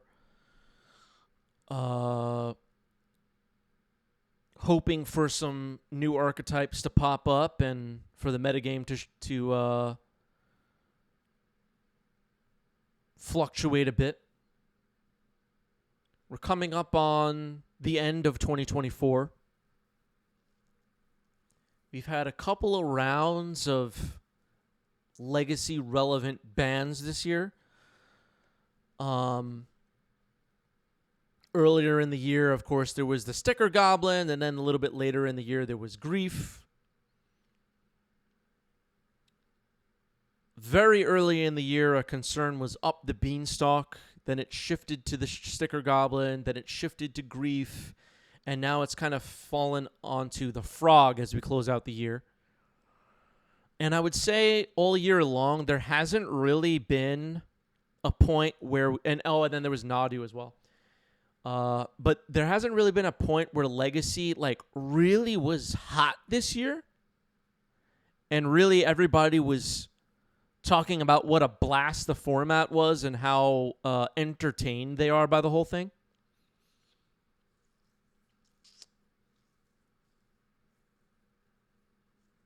I don't really have much more to say on that, but it's just kind of a recap of what I've seen.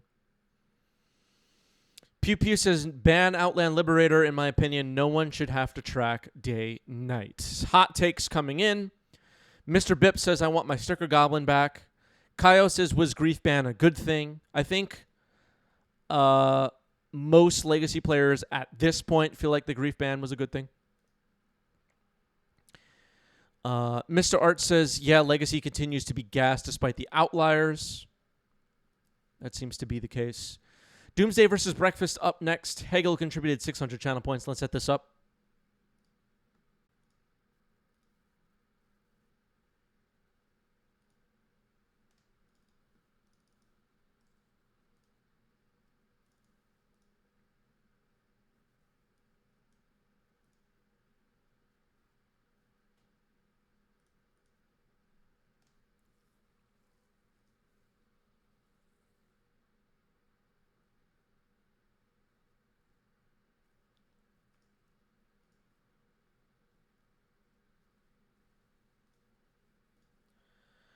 All right, diving in.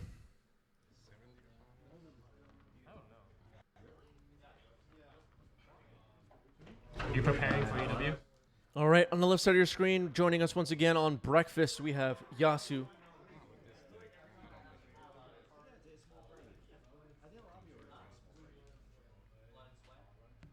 Okay, they're making me nervous with the phones.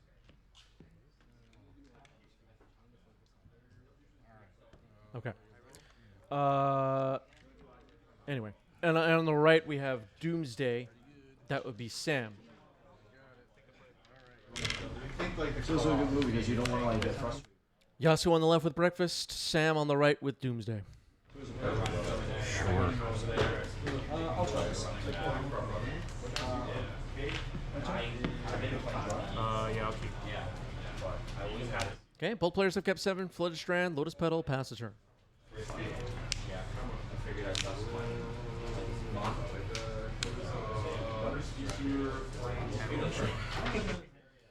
Tamio. Okay. Tamio, Inquisitive Student on the board.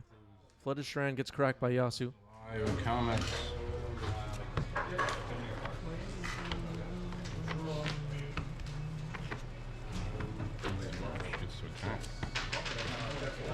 Oh, wait, that is not the Whoa, same. whoa.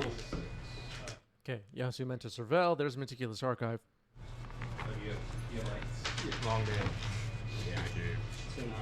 So you take the other one that is the 14. And your swales are mini. I'll keep it on top. Okay, left the card on top. Yasu capable of comboing. Sam capable of comboing. Urza's Saga is in. Swords on Tamio. Tamio gone. No life gained.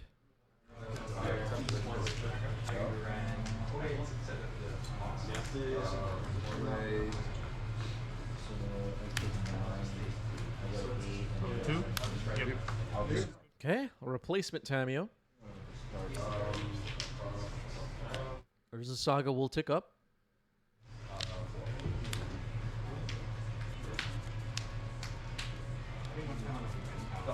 Urza Saga could find Shuko. Sam will fetch. And we'll see most likely a surveillant here, I guess.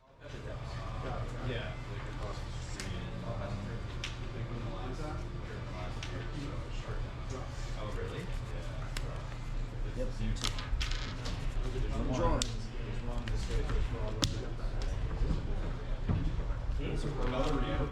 Undercity Sewer Surveil.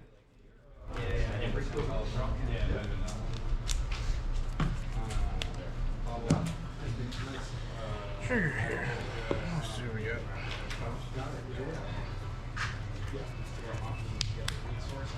All right, Cavern of Souls dumped to the graveyard. Sam will draw.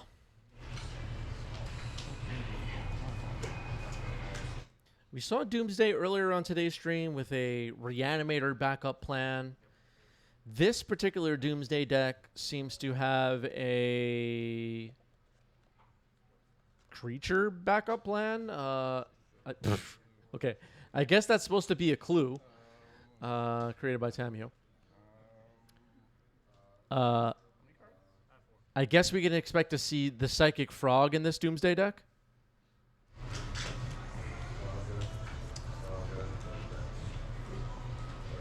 Good. Fetch. Yep.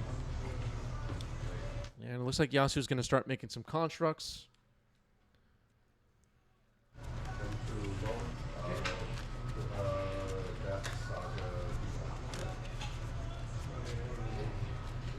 Tamio works well in the Doomsday decks. The clues, you can be sacked to draw cards from your pile and stuff like that. Urza Saga ticks up to 3 here. Will Yasuo float a mana or make a construct? Brainstorm. Okay. Interesting. Could be trying to put Shuko back in the deck.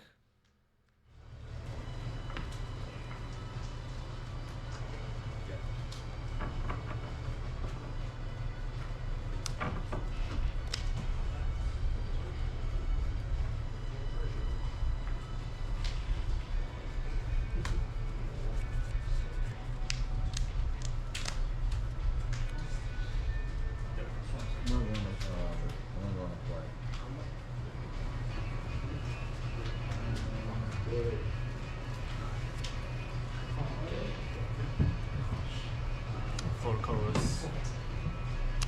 Okay, gonna float a mana with Urza Saga. There's Shuko. It was sitting on top of the deck, it looked like.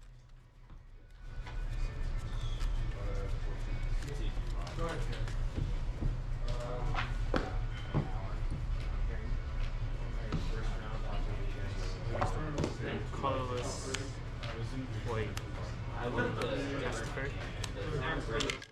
Okay, Teferi Time Raveler on the stack.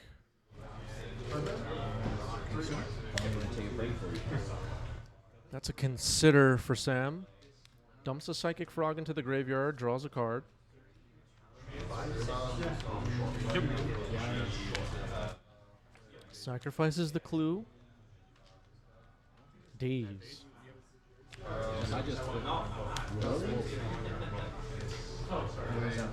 Five cards in that? 6 cards? 6. Really? Trying to Daze Teferi right now. Daze was already placed into the graveyard, but it's all still on the stack. Daze on Teferi. So it's going to take a step back and think about it. So I was like, Yasuo thinking about rescuing Teferi from this Daze. Nope, Teferi countered. Equip the construct with a Shuko and attack. The Yu-Gi-Oh card is a construct token made by Urza Saga.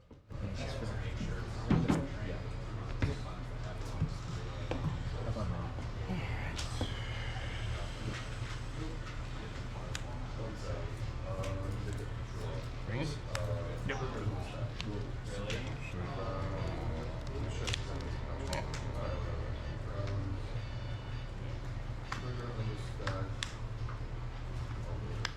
All right, it looks like Sam meant to attack with Tamio before brainstorming. Will not get a chance to make a clue. Tamio will flip. The Inquisitive Scholar now on the board. Small error there, maybe. Attacking with Tamio, making a clue, then casting Brainstorm might make more sense. Okay, things are being done out of order as well, but in the middle of resolving Brainstorm, the Tamio would not be flipping. It would be after it's all resolved. But here's the Thoughtseize. Yasuo's hand is revealed. Forced Ponder, Cephalid Illusionist, and Nomads in Core.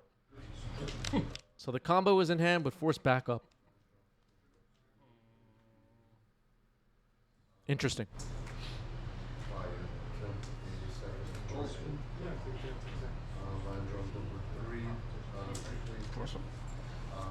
Okay, taking Force of Will. Fetching now. Shuffling some cards away.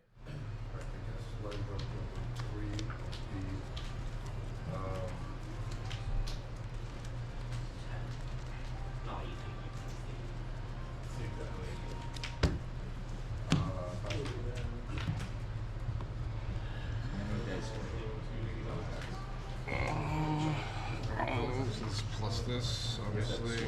And turn is yours. Okay, Tamio takes up to 4 loyalty and pass to Yasu, who has the combo in hand. Not enough mana right now to do it all in one turn. But Cephalid Illusionist plus No Man's Core, of course. Scary. Attacking Tamio. Tamio takes only 1. Oh no, they did it right. Okay, they gave 2 damage. Got it. I'll animate that. And then I'll pass out.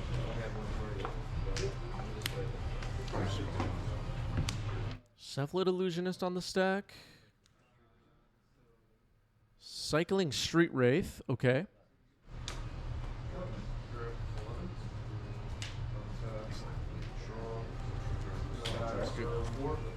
Cephalid Illusionist resolves. Shuko will equip. And Yasu's doing the thing.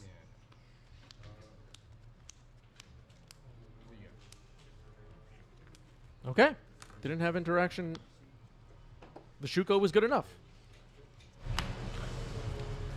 Sure. Yeah. I kind of completely misspoke moments ago. I'm realizing now, retracing my steps. There was not enough mana available, obviously, to cast Illusionist plus Nomads and Core, but there was already Shuko on the table, which we knew about. Obviously, it was on the table. Just ignore everything I was saying. Nomads and Core, the turn 1 play. Oh man. That is a Fatal Push. All right, so Fatal Push takes out Nomads and Core. The Nomads and Core was not needed in the previous game, and I failed to point that out.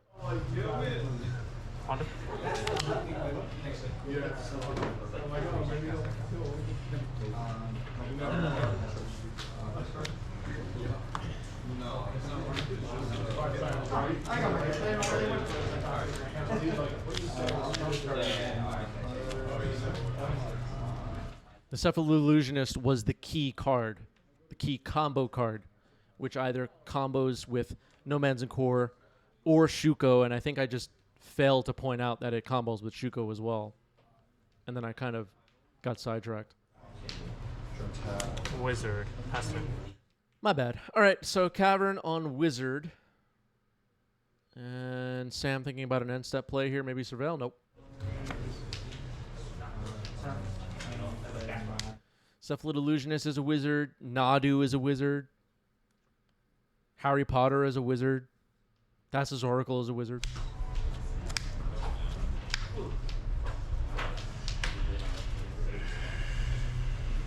And Gandalf is a wizard.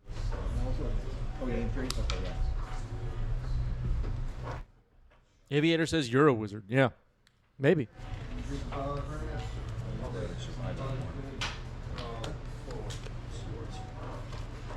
What is the origin of the word wizard? Where does that word come from? What did it mean? Does anybody know?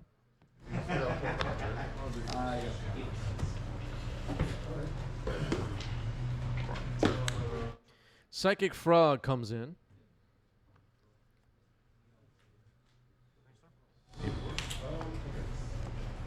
Aviator says, gotta come from wise, I guess. You know what? That's a good guess. That's a good guess.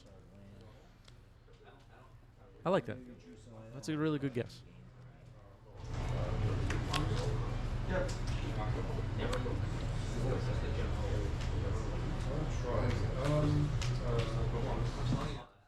The, like, old wise man trope. Wizard, wizard.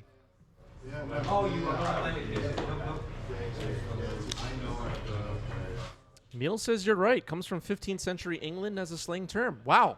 Aviator coming in hot.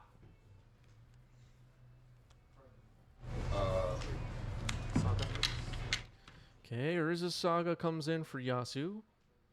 Cephalid Illusionist cannot be countered. Psychic Frog on the board. Specchio says Doomsday playing Psychic Frog. Yes. Yes, some of the Doomsday lists are playing the Frog. Yeah. They call it Tempo Doomsday or Frog Doomsday or Upset Doomsday for some people. Twitter Meltdown Doomsday. What about the play patterns? All right, Psychic Frog gets in, draw a card.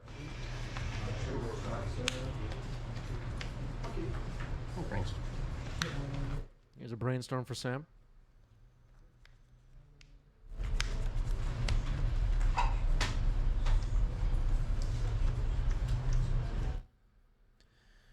Yeah, I like learning about the history of words for sure, especially words like wizard.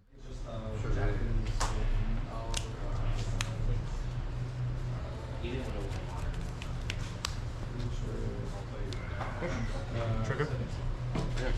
There's a fatal push. Cephalid Illusionist will trigger Memory's Journey, Narcomoeba, Brainstorm. So Narcomoeba will come in. Illusionist dies. Graveyard order maintained correctly. It was subtle, but I noticed. Murktide. Have you seen this card? This card is crazy. Murktide Region, everybody. The only way to beat a Murktide is to have your own Murktide.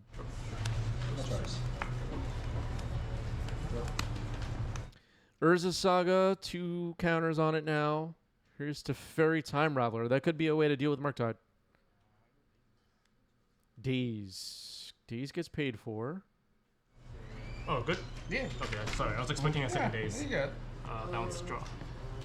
Okay. Bounces Murktide. Draw a card. Teferi does the thing. Wow. Maybe that Murktide card isn't so bad then. What about the Frog?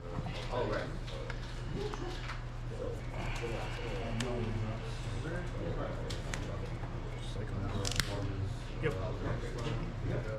Okay, Cycling Street Wraith. Specchio with a question. What set is that Teferi from? Everybody knows it's from Bloomborough except for you, Specchio.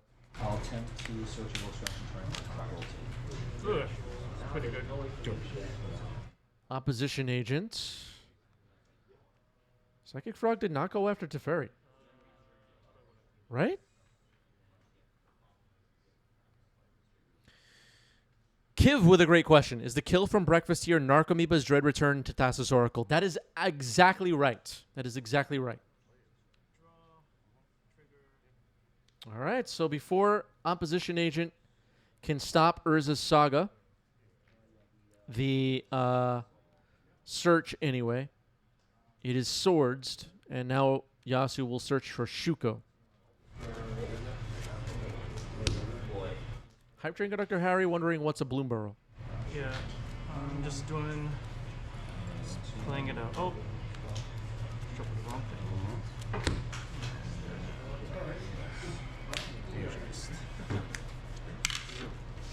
Okay, Cephalid Illusionist revealed, and Sam has scooped it up. That is the match. Yasu gets it. GG's. GG's. Well played. Yeah, so the Cephalid Breakfast decks have Cephalid Illusionist, that when it's targeted, you mill 3 cards, Nomads and Core, or Shuko, target it over and over, you mill the library, bunch of Narcomoebas enter, Dread Return and Thassa's Oracle are in the trash, flashback Thassa's Oracle, sacking the Narcomoebas and some variety of other creatures, get the Thassa's Oracle in and win the game. That's the Cephalid Breakfast combo, basically. Sometimes there's some variety on that, but that's basically it. And they also now run Nadu, so they have like a kind of card advantage alternate win con of sorts, where they just draw and play so many lands that you couldn't possibly keep up. Okay, let's set up another poll for the Twitch chat. Which match next? Twitch chat will vote. Your options will be Oops All Spells versus Mono Red Stompy, or Cloud Post versus Breakfast,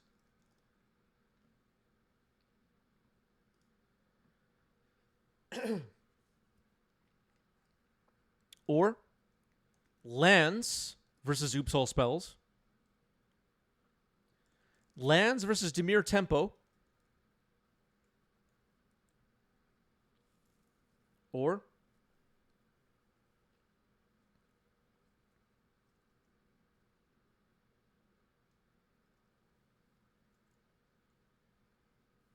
Doomsday versus Demir Tempo.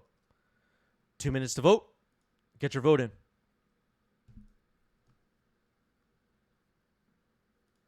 Get your vote in. Our Discord is up on your screen. Join the Discord if you're not in the Discord. And we also have a Patreon for those of you that want to take this relationship a little bit further. Cap with a great question. How much of the meta do you think is going to be cephalid breakfast at Eternal Weekend? Okay, so in our Discord, a couple of days ago, a week ago, I don't know, someone shared a metagame breakdown from some site. And it said cephalid breakfast is 3% of the metagame or something like that. Now, they're looking at MTGO results, these challenges that exist on MTGO. They get 60 to 75 players, let's say. And there's the clicking issue on MTGO and a bunch of stuff like that. In my LGSs here in New York City, I play breakfast at least once per 3 or 4 round event. It feels like, to me, if I didn't know MTGO existed, if I didn't know anything that went on outside of my LGS, I would think breakfast was 25% of the metagame.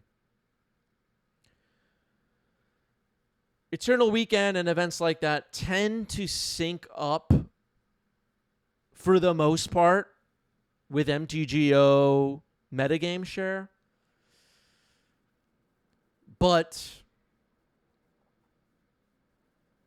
I think breakfast is a deck that's better than people are giving it credit for. The deck seems really, really good. It's hard to beat. It's very resilient. It's, from what I've seen, correct me if I'm wrong, not bad against the Reanimator decks. And we could see breakfast do well at Eternal Weekend. I know there are some really good, really solid breakfast players that are prepping for Eternal Weekend. And I think we'll be well equipped to take the thing down. So we'll see. We'll see. I'm kind of excited to see how breakfast does at Eternal Weekend. All right. Legacy Hype contributed 600 channel points. Lands versus Demir Tempo will be up next. And, of course, the disclaimer on that is that I don't know what the hell I'm talking about. So there's that. There's always people quick to jump in. Actually, the win rate is... Oh, God. All right.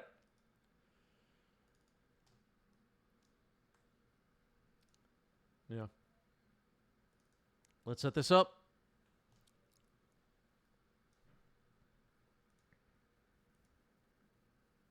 This should be fun.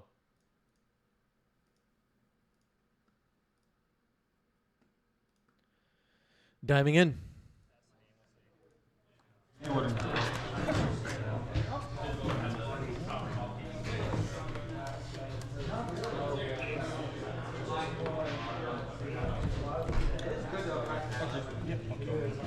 What? I said I'll keep. Yeah, go ahead. Okay, Shane on the left with lands. David on the right with Demir. Mishra's Bauble getting cracked here. Going to take a look at the top card. And I didn't see it, but David did. Mr. Art says Breakfast is real good right now, and there are a lot of different versions of it. Yeah, Breakfast is the top deck at the moment, in my mind.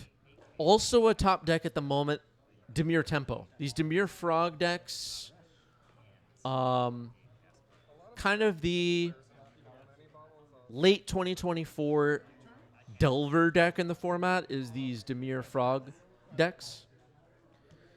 They don't have the Reanimator package. They don't have the Metamorphosis Fanatic. Frog, Tameo, Nethergoyf, Barrowgoyf, Removal, Daze, Wasteland, Force of Will, Ponder, Brainstorm. You'll see Fatal Push. You'll see Go for the Throat. You'll see... you get the idea. These decks are solid right now. And with Eternal Weekend coming up, I think you could expect to play against Demir Tempo.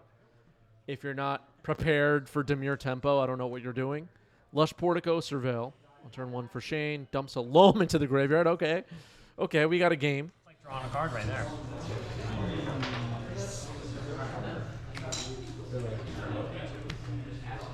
All right, there's the frog. It's the frog. Oh no, it's a frog.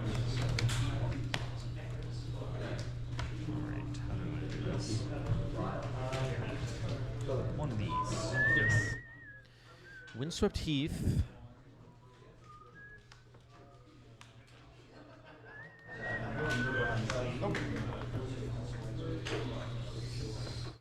Yeah, people wanted Delver out of the format for years, and now we have Demir Tempo without Delver. Tank Terry says, can't go wrong with breakfast like a bacon, egg, and cheese on a toasted roll. You know what, Tank Terry? Tank Terry is a real New Yorker. I will. I'm going to exile that for green, sharp, back that for whatever. Elvish Reclaimer. Okay. Okay. Elvish Reclaimer, key card in the lands decks. David will likely have removal in the 60 cards capable of removing this Elvish Reclaimer. If it doesn't get removed, Shane could start doing some scary things with it. AJ Potato says, how about a donation goal for Chris Backpack stream recorded at Eternal Weekend? Yeah. Yeah, there's a lot going on in that. I have done stream backpack stuff at large events before. That's an expedition map for Shane, by the way. I have done Eternal Weekend coverage before as a commentator. Going into 2025, I'm starting to think about the future of 90s MTG, how much coverage of larger events we can kind of fit into the schedule, so to speak. Earlier this year, we did an SCG Con event. That was super fun. It was a Legacy 5K, I think, at SCG Philly. We've done the kind of local competitive events, the 2Ks and 1Ks here in NYC. For 2025, though, I mean, this stuff is hard to plan. There's a lot of uncertainty. If you're enjoying 90s MTG,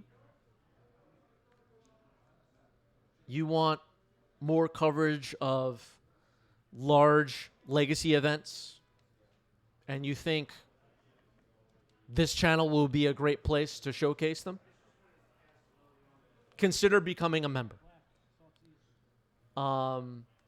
Without our members, this channel just implodes, collapses, ceases to exist as it is. The more people we can get to put their name down on our list of supporters and say, give me more of this, it makes it a lot easier for me to plan ahead, get those flights and hotels booked, car rides, whatever, Amtrak, train rides.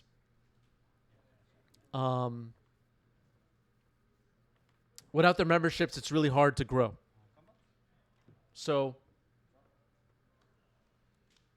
I try not to spend a lot of time on like trying to convince people that we should all, chip in or whatever. It's complicated. Force pitching days on the Vexing Bauble. There's a Dark Depths on the board now. Tamiyo on the board now. But yeah, seriously, if you're loving this, you want more 90s MTG, you want 90s MTG to grow, put your name down, become a member. We have memberships as low as $2 a month. I think it's a sweet deal. You unlock a bunch of cool perks. And yeah, I couldn't do it without all of you. So there's that. All right, enough of that. Makes me uncomfortable. Here's Psychic Frog attacking. Tamiyo attacking. Making a clue. Breck says, is there official coverage or is Anu streaming? I have no idea. I have no idea what's going on with Eternal Weekend.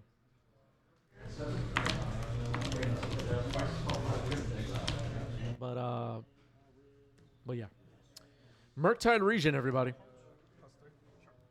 We got Murktide. We got the Frog. Side Norna, thank you for the sub with Prime. 34 months. Side Norna's been with us for a while, as you can see. Has the badges to show it. Thank you, Side Norna.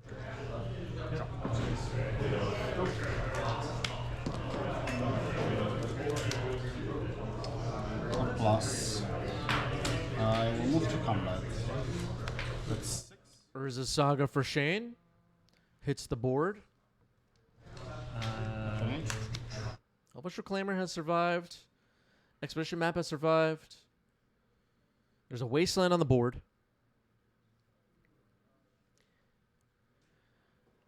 Psychic Frog plus Tamiyo plus Murktide. Real threats. Yeah, there's Spell Bomb. Okay. What's that? 3. 3 cards in Shane's hand. Only 1 line still? Yep, still. What's that piece? Green. Swamp. I'll channel to destroy that. I'll bring it to hand. It doesn't resolve. Oh, it doesn't resolve. And I'll pass. I'll fetch.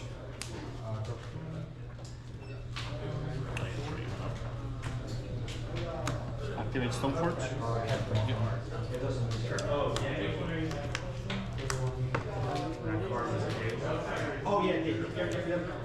Okay, crop rotation happening now after, I guess, Spellbomb was cracked to draw a card. Spellbomb could have bounced Murktide, but that doesn't seem to be the plan. Could she, what could happen here? There is a Wasteland available for David. So that's a factor. Okay, Yavimaya. This, and this. Loam in the graveyard for Shane means you could potentially see lands that get wasted, like Dark Depths or Urza Saga or whatever, come back. But the creatures on the other side present a pretty fast clock. Exhibition Map and Elvish Reclaimer could search for lands. What would make sense to search for? I'm not sure.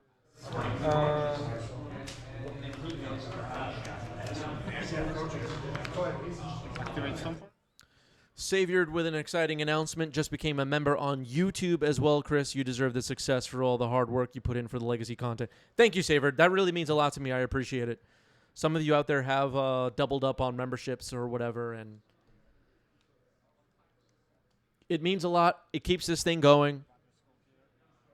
Couldn't do it without Saviored and everybody else that's been chipping in. Thank you. With everything. Trigger for this. 6. That's 1. Okay, swinging with with Murktide and Tamio. Psychic Frog will hang back. So you have 8. I gain 1, 2, 3, 1, 2, 3, 4. 2 triggers. Draw 1, draw 2, Tamio. 2 clues now for David. Plus the fairy. Pass. That's a bust. Top deck every single land that I have. I know. Okay, flash and exploration accidentally there, but crop rotation sacking Lush Portico. Get a maze. Getting a maze and targeting Murktide.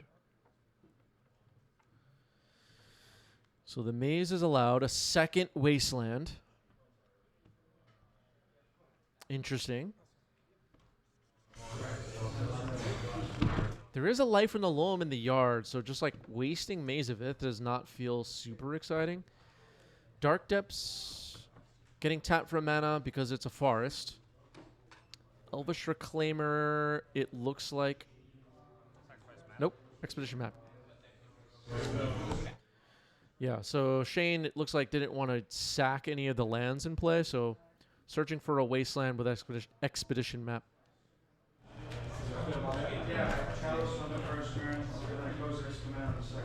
What happens now?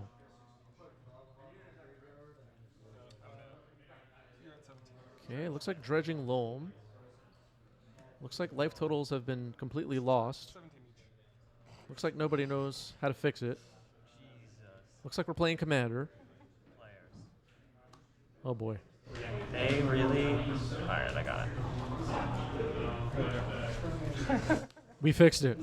Dredging life. Yeah. Okay, Dredging Life from the Loam. Dredges another copy of Loam. Mox Diamond, Urza Saga, all dumped into the graveyard. Urza Saga ticks up to 2. Exploration. Wasteland. Yep. Wasteland, one of your wastelands. Waste your waste. David has the option to fire back. That one is gonna waste your wasteland waste. Wasteland waste. Okay, so the wasteland that was targeted by Wasteland will target Maze of Ith. Maze of Ith will die. Life from the Loam.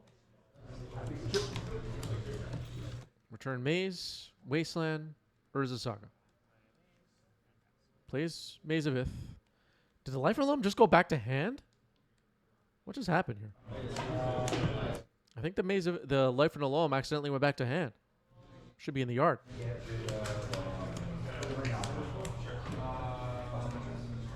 You got Maze. What was the other 2 you got back? Maze, Wasteland, Urza Saga.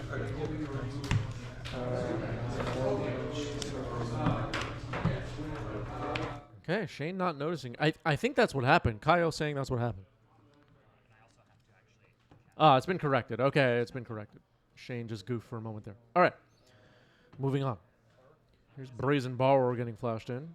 It's another attacker. I'm going to try and do some damage this turn, despite Maze of Ith being in the way. Sack a clue, draw a card. Yeah, there are 2 copies of Life from the Loam in the graveyard. One of them was dredged. One of them was milled by Dredge. Okay, discarding a card to the frog. Giving the frog flying.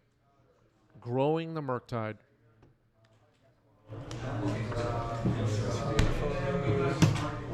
Seven, 10, 12. I wasted for what? Yep, I've got the waste. Swing for 5. Okay, so 5 damage gets in. Dave says, I forgot to waste your maze. Most likely the maze will come back. Tamio flips into the Inquisitive Scholar now. It will plus. Wasters a Saga, okay. Seems fine. Let's see if Shane dredges here. Most likely, I think we will see a dredge.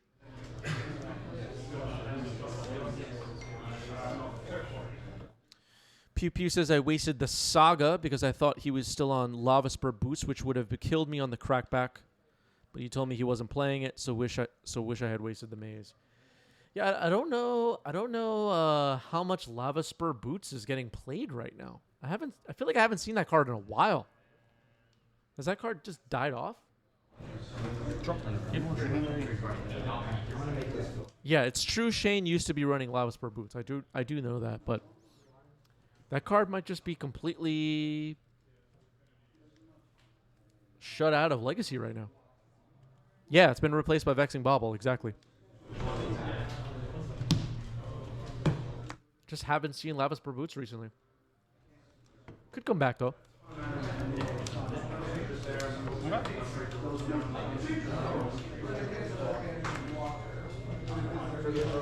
Okay, discarding some cards to grow the frog. Jumping the frog now. Frog gets flying. Big attack.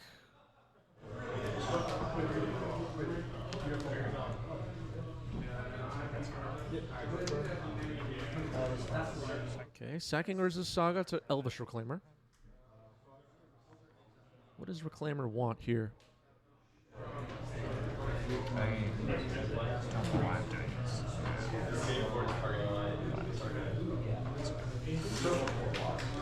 Plains and Stoneforge.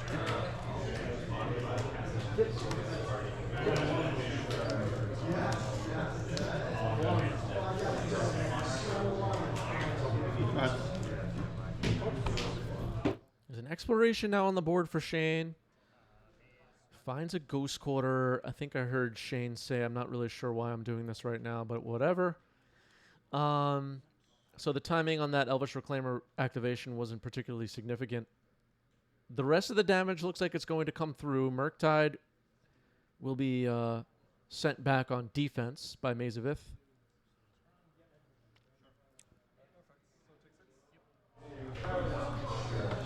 Psychic Frog trigger, draw a card. Plays a basic swamp. A combination of Waste, Ghost Quarter, Tabernacle could put Shane in a really good place. Let's see what happens with this dredge. Dredge. Expiration. Expiration, Soul Guide, another Loam. So nothing really found. Elvish Reclaimer could find Tabernacle, so that's not an issue. Okay, so Underground Sea gets hit. Basic Island gets hit. Go to second. Ooh, Bowmaster gets flashed in. If Shane finds Tabernacle, though, that's not going to be super important. Life in the Loam, okay. Gets 2 lands back. Well, 3 lands back. Can make 2 land drops. Fetch.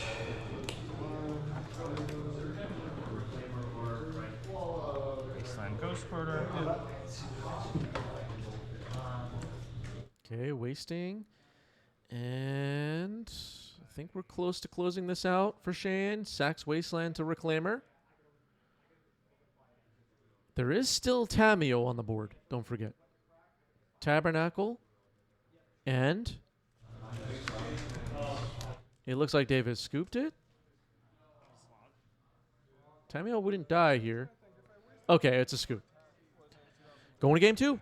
My first year of college, and then like each year just gets even more into. I'm like, I'm avoiding them. I don't want to. It's like fun.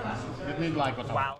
Game 1 goes to Shane. The Tabernacle at Pendrell Vale, Life in the Loam, Engine, and Wasteland Ghost Quarter did the job. David did a good job applying pressure and chipping away at that life total despite the Maze of Ith, despite the Elvish Reclaimer available to block. Kyle says Tabernacle worth every penny. Wow. Wow. There's Tamio. Brainstorm.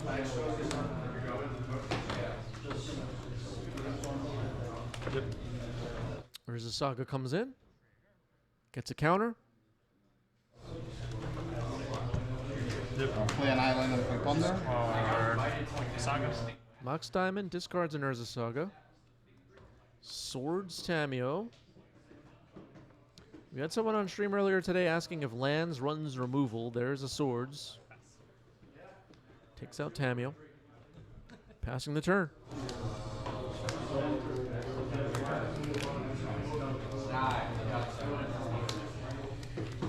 7. Tech 13 says lands runs 4 Swords these days. Yeah, definitely.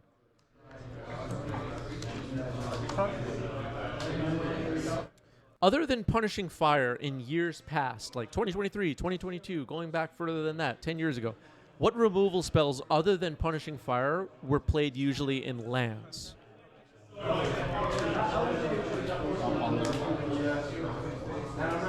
Trigger 2.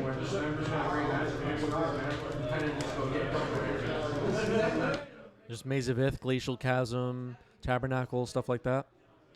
Sideboard stuff like Celestial Purge.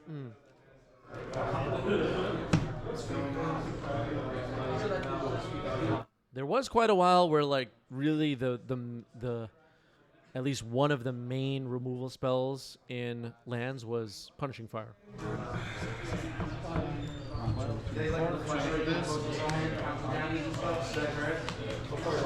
That was like the mainstream lands deck with Grove of the Burn Willows. All right, so Surveil put a Nethergoyf into the graveyard.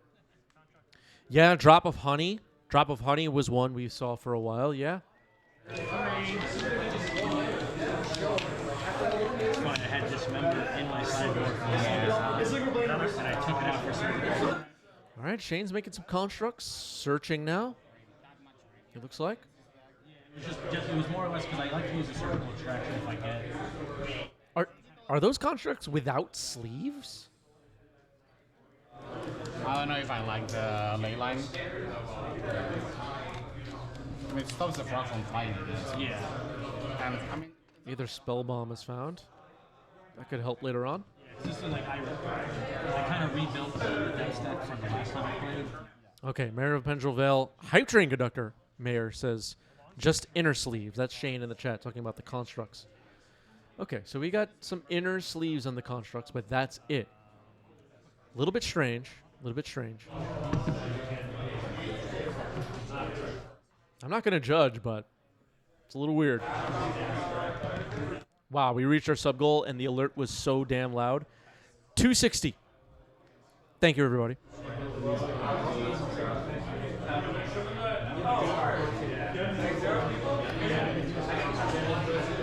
There's good thing you don't work on Psychic Frog. It does, right? yes.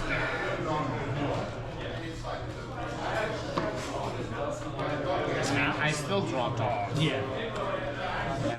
Okay, there's Nile Spellbomb. So both players have a Spellbomb from different eras of Mirrodin. Very interesting.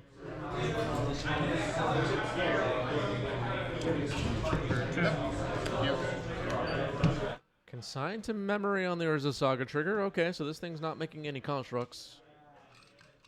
I dig it.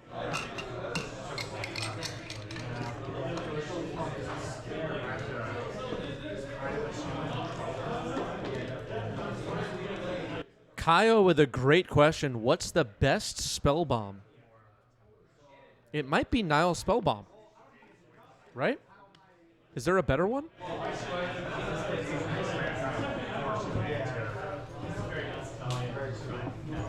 There's like Nile Spellbomb, Aether, and Pyrite. I don't know if any other ones ever get played. I don't know about Commander, though. There might be a better one for Commander. If there is, I don't know what it is. There might be one that like ramps you or something that played in Commander. I don't know. Is everybody in Commander just ramping? I don't know what's going on.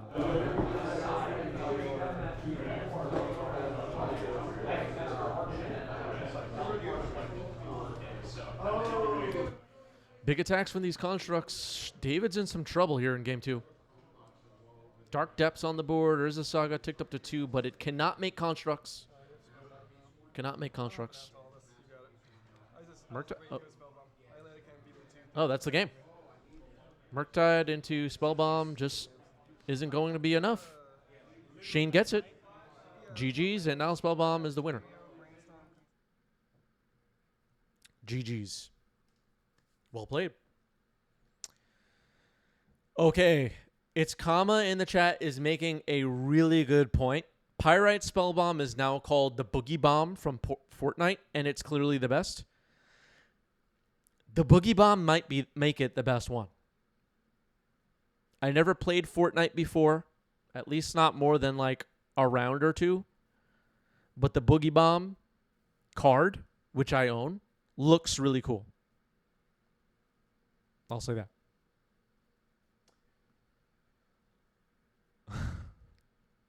Great point. Great point. Okay. Let's set up another poll.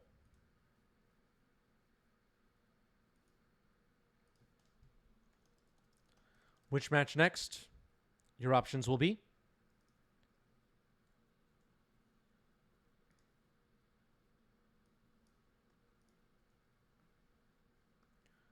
Oops.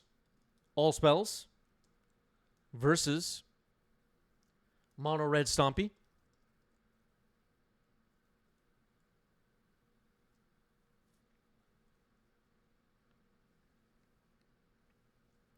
Reanimator versus Breakfast.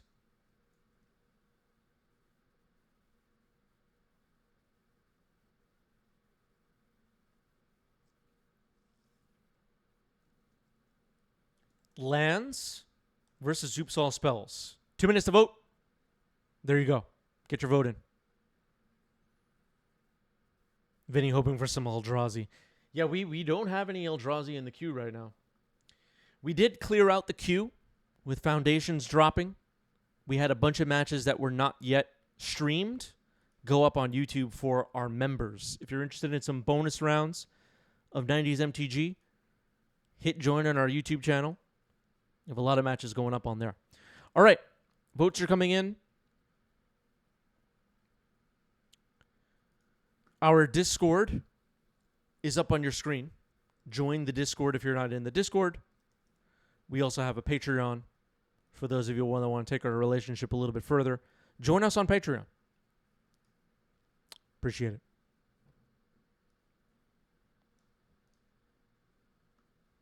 Let's see what's going on in the Discord anyway.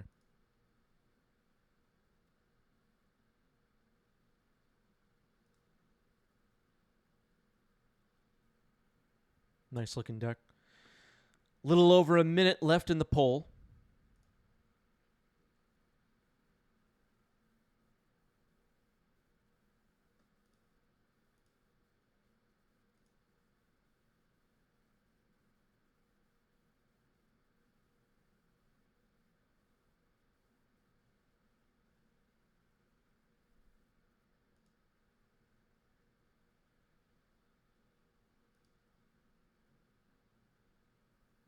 Almost out of time on the poll. Less than 30 seconds. Close vote. Almost out of time.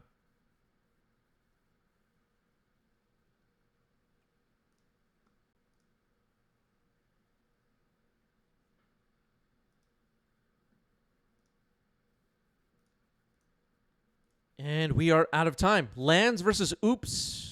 Tech 13 contributed 3,800. Thank you, Tech 13. Let's set this up.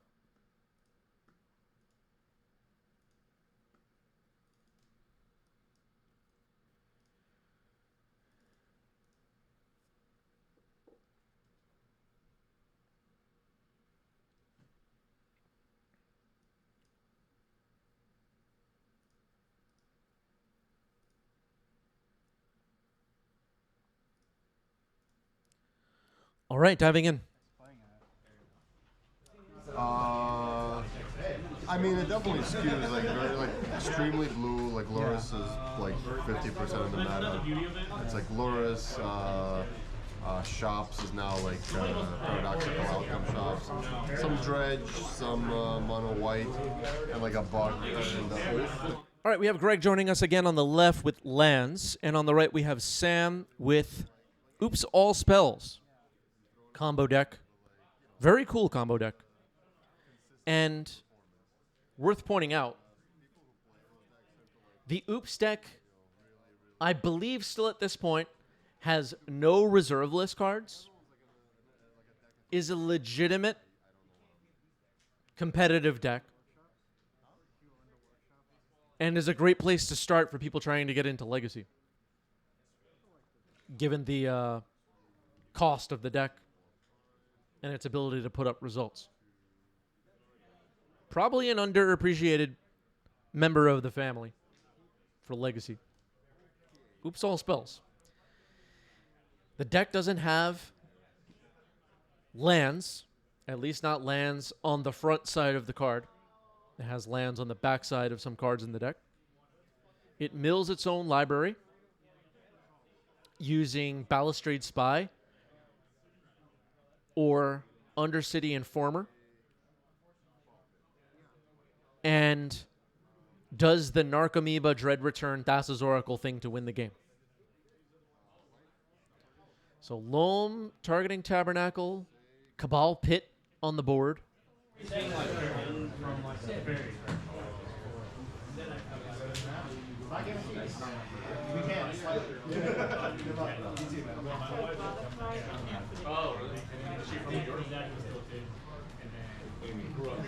So in the Oops deck, again, Balustrade Spy, Undercity Informer, ways to mill your deck. Narcomoebas, Dread Return into Thassa's Oracle.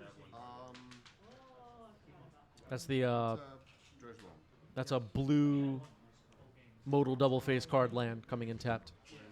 Loam dredges Loam, Elvish Reclaimer, and Crop Rotation. A lot of lands. Okay. Ramalito says Oops won the last Onzid MTGO tournament. Okay. Yeah, Oops is real. This deck is good.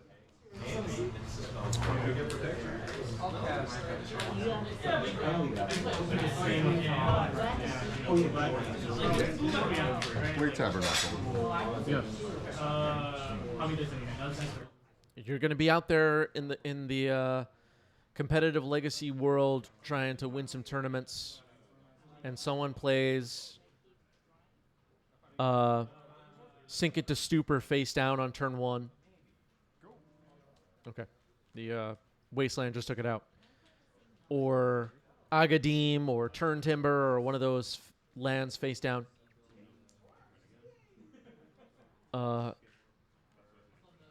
Having a read that you could be up against Oops and preparing accordingly could save you. This deck is capable of some really explosive wins. And can fight through quite a bit of hate, too. So you better come prepared to play against it. Do your homework, look at some Oops lists. Think about what you would do in this matchup. Or you might get caught off guard and not know how to interact.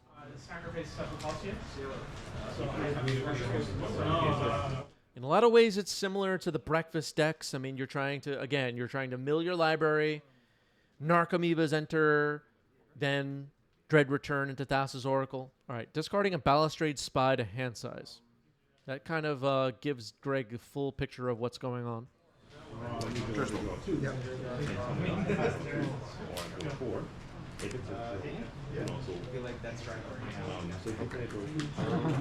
So graveyard hate and stuff like that can be effective. Loam getting cast here, returning Tabernacle, Ghost Quarter, Wasteland. Play Ghost Quarter, cast Soul Guide Lantern, target your Balustrade Spy. Okay, Soul Guide Lantern, targeting the Balustrade Spy. It will be exiled. Soul Guide Lantern, pretty good here. I was just talking about how Graveyard Hate can disrupt this deck quite a bit.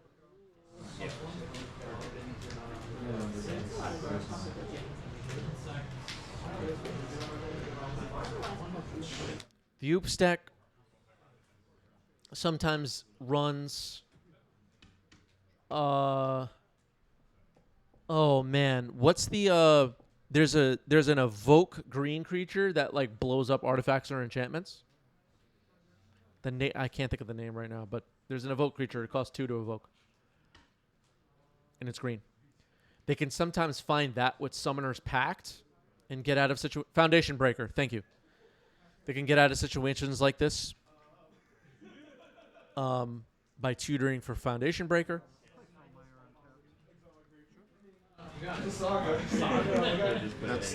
Yeah, it's in the sideboard usually, the Foundation Breaker. But that's the kind of thing we can expect from the Oops deck.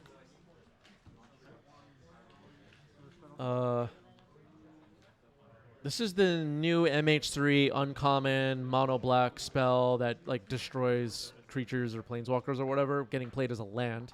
Paying 3 life, playing Lotus Petal. And that is a little bit of glare. Cabal Ritual. Undercity Informer. Go ahead. 2-1? Yeah, or 2-3. Oh, 2-3. Yeah, Fell the Profane, Fell Mire is the land side that was just played. Thank you, SF. Untap, Drizlo. Yep. Ramalito pointing out inexperienced players don't know what to target even with Graveyard Hate. Oops can still win. Not easy, though. Yeah, it's important to know, and I'll try to point out as best as I can, the plays that Greg should make, Greg does make, to disrupt this combo. There's a Wasteland. Tabernacle. Waste plus Tabernacle could be decent here. This Oops deck does run Spirit Guides, which could complicate things.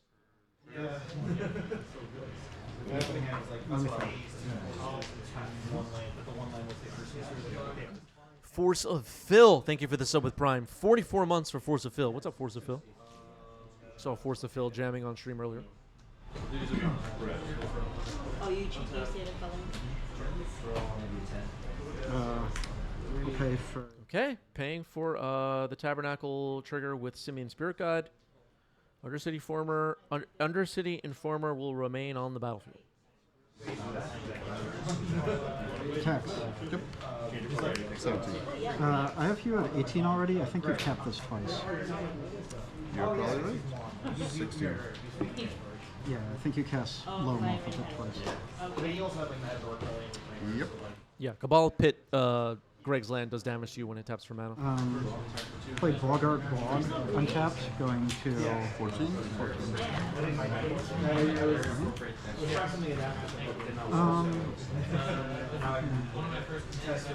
Okay, Boggart Bog, which is the reverse side of the Goblin, the Bajuka Bog Goblin Boggart Trawler, getting played as a land, paying 3 life, and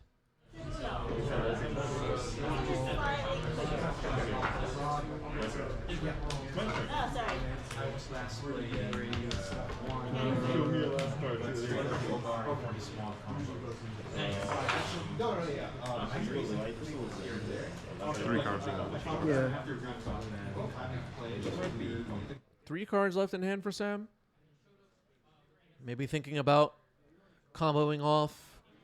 Soulguide Lantern is on the board. Greg has Threshold, no way to activate Cabal Pit right now. Not that that's going to be super relevant, I don't think. It could get relevant, though, if... I just don't think it's going to be relevant this turn. All right, so Undercity Former sacks. Sam will mill the library, it looks like. Flip the whole thing over. Okay, Greg's going to take a look. So what happens now? Narcomoebas will enter.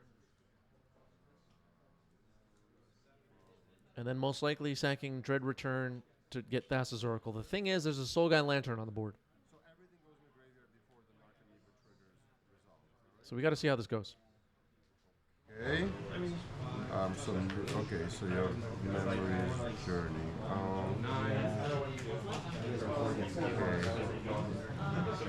Okay. We're slowly figuring this out. But there's a memories journey in there that flashes back for a green mana. Elvish Spirit Guide could be in hand and respond to the Soul Guide Lantern activation, potentially.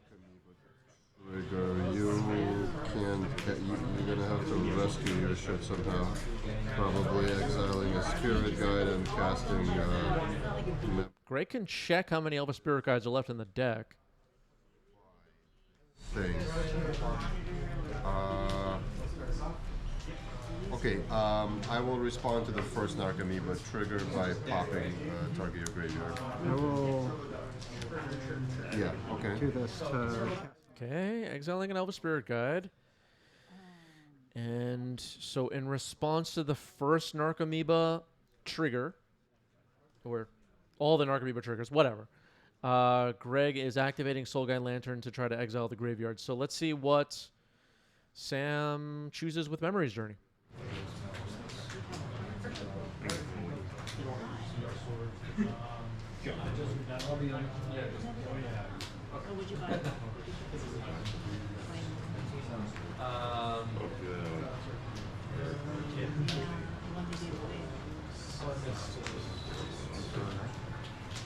Memory Journey shuffles, or you get to stack it? Like Shuffles. Shuffles. So it's kind of fun. You get to like shuffle 3 cards.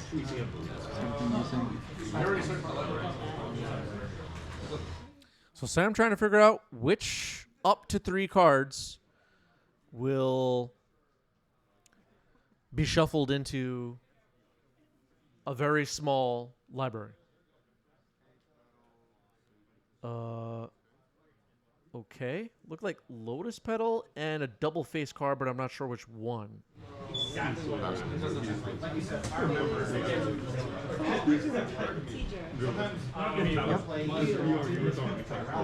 those are in your library. Right, Oracle. That's because they're missing. Let me double check, sorry. There's no Oracle there, right? Okay, so Greg realizing now that there's no Thassa's Oracle in the revealed cards, which means it's probably in hand. Memories Journey is exiled, along with everything else. The whole pile is exiled. Yeah. Okay. So no Narcomoebas get to enter. The entire library and graveyard that existed before are now exiled. And Sam has this 2-card library of a Lotus Petal and a double face card, but I'm not sure which card it is. That was my second main. Most likely a land, I guess. Is there a double face card that would... Well. We'll see what happens. There's a Ghost Quarter available and a Wasteland.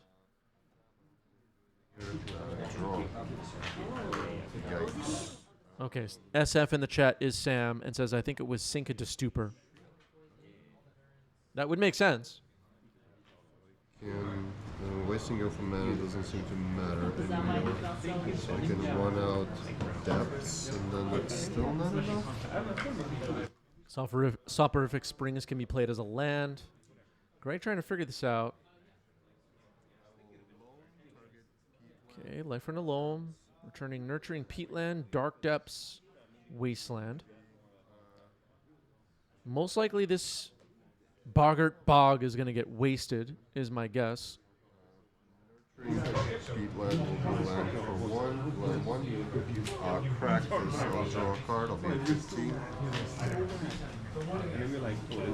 Okay, drawing a card with Nurturing Peatland. Paying a life with Cabal Pit. The phone wasn't updated, but that's not a big deal. We're kind of just figuring out this last turn. Wasteland hits the Boggart Bog. Okay, passes back to Sam, who draws the card, passes the turn.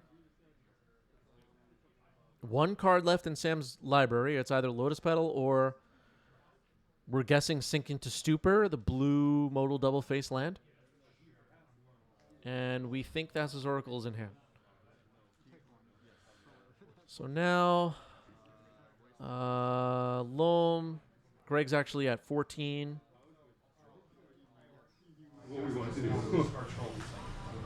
Sacks Nurturing Peatland finds crop rotation. Does that do anything? There's no reason to do that. We got it. Go. Yeah, you got it. Right, you got it. Okay, Sam takes game 1. Oops, All Spells gets game 1. Thassa's Oracle was in hand, so. That's why I got the second soporific spring. And Greg couldn't close out the game before Sam took 2 turns, basically. So getting ready for game 2. Greg knows what he's up against now. Will come a little bit better prepared. The crop rotation for Bajuka Bug and all that stuff is interesting. We'll see how this goes. 5, 6.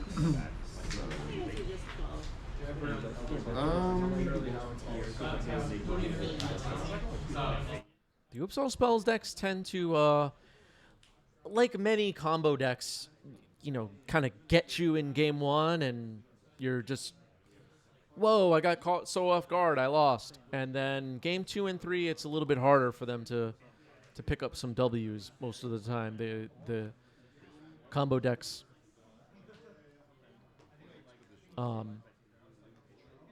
have to deal with hate coming in from the sideboard for sure. All right, here's an exploration and an expedition map. A Dark Depths was discarded to Mox Diamond.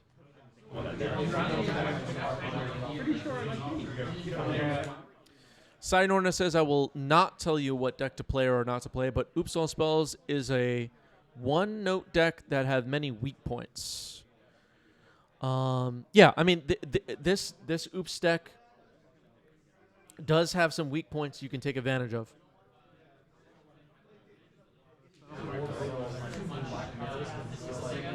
Not even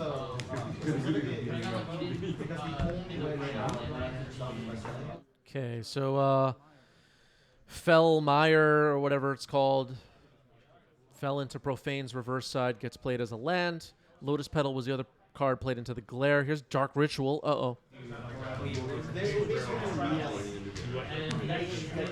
Simian Spirit Guide exiled. Balustrade Spy. Okay. Mill the Library. Okay. 3 cards in? 3 cards.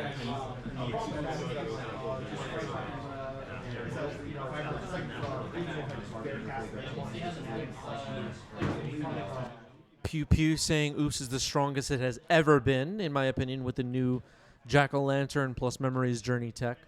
Yeah, I was trying to talk about it as we were getting started with this match and before we got started.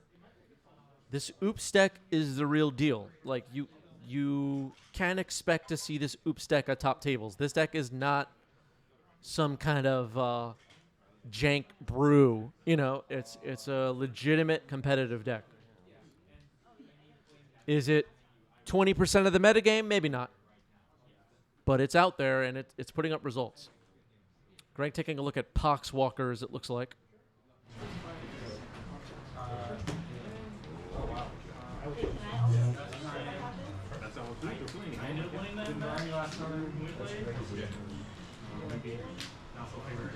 So Greg, taking a look through what's been dumped into the graveyard. I see a Cabal Therapy. I see Thassa's Oracle and Dread Return and... is that Bridge from Below? Okay, so Fairy Macabre was just fired off, targeting Thassa's Oracle and Bridge from Below. Those are the cards that Greg has selected. We didn't even start talking about Bridge from Below. We haven't even started talking about that yet. But that is a card you can expect to see in the Oops deck. Bridge from Below Thassa's Oracle. Yeah.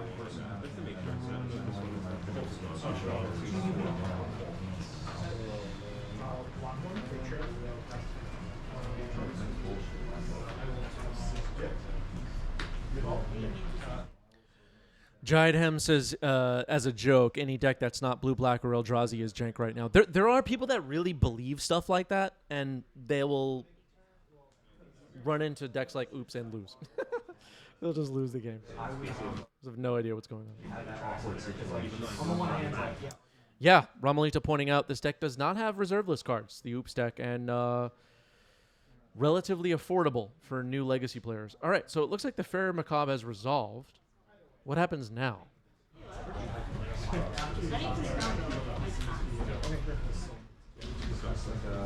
Yeah, some of the Oops decks do have LEDs in the sideboard or something, but there are versions without reserve list cards, as far as I know.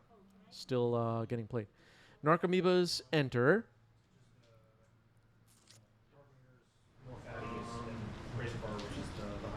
That's what I was looking for. Mini game. Mini game.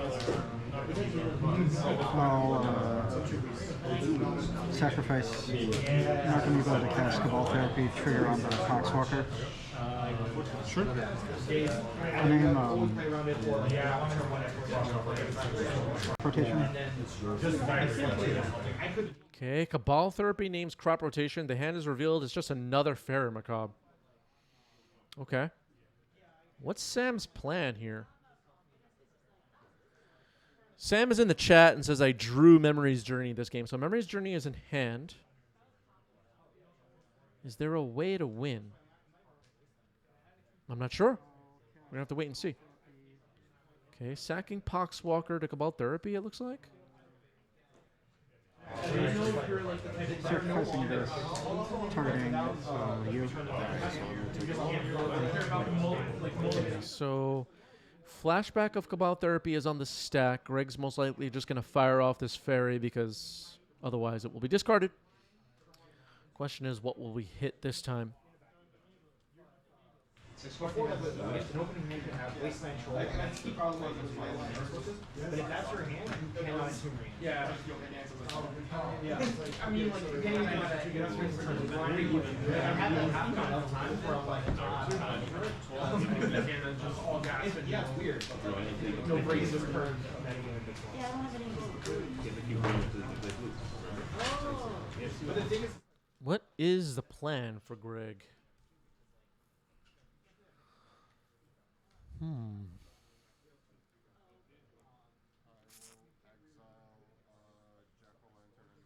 Okay, so Fairy getting discarded. Exiling Reanimate and Jack-o'-lantern.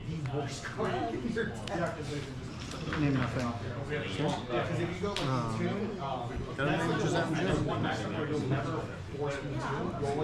Name one more. That's a card.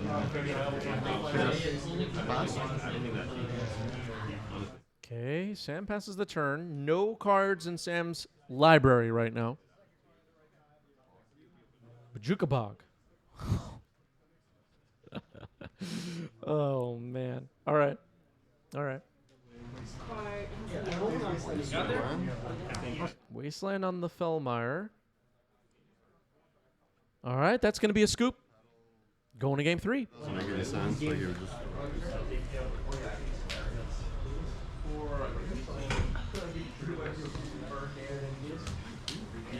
So Greg was able to disrupt quite well in game 2.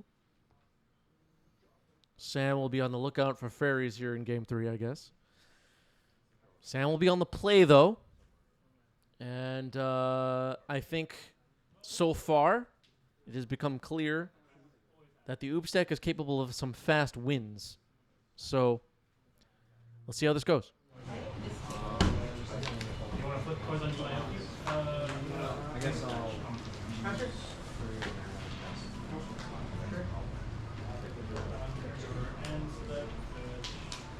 One floating blue mana, 6 sword counters, 3. This is actually where I. Okay, Lotus Petal comes in. Thoughtseize. Greg's hand will be revealed. Exploration, Ghost Vacuum, Disruptor Flute, Dismember, Urza's Saga, and Windswept Heath. The Ghost Vacuum could disrupt.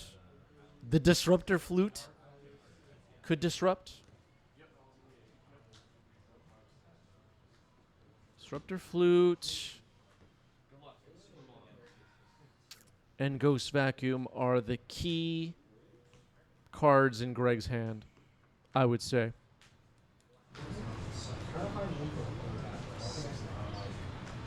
Dismember not as disruptive as the others. And then the 2 expirations, of course, can just kind of irrelevant as far as disrupting, but yeah. Ghost Vacuum being taken here, that seems like a great choice. Lotus Petal. All right, Greg takes a sigh of relief, and Greg gets to take his first turn. But it looks like Greg's first turn is just going to be play Exploration, play a Urza Saga, and pass. I don't see any other stuff to do.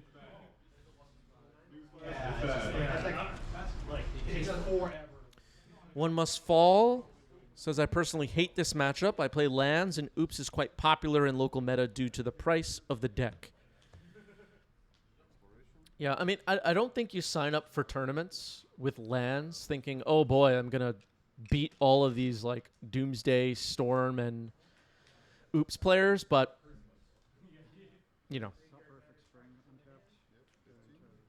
That's why we have different decks to choose, I guess. Okay, Sink into Stupor comes in as a land, Soporific Springs, taps for a blue, Cabal Ritual. Here's Balustrade Spy. And it looks like Greg has scooped it up. Yep, that's a scoop. Knows what's coming. Sam gets it. GG's. Well played. That was a good match.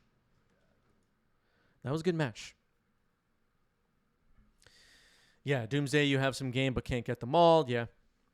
Pew Pew says, I hate when the pores beat my $6,000 decks. Oh, man. That Filthy says, that's why I play the deck with 8 Red Blast effects in the 75. Yeah. Ramalito, there's no lands in Sam's hand. The deck is called Oops All Spells. Get it? There's no lands, wink wink, in the deck. God. There's no lands in the deck, everybody. How does it win? Wow.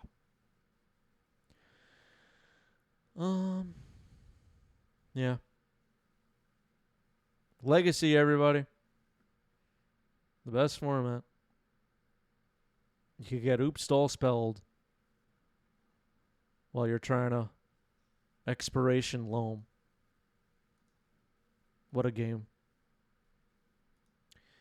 All right, stick around for a raid, everybody. You'll get some channel points for sticking around for a raid. That wraps it up for me for today.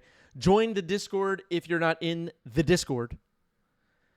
And I will see everybody very soon. Peace out.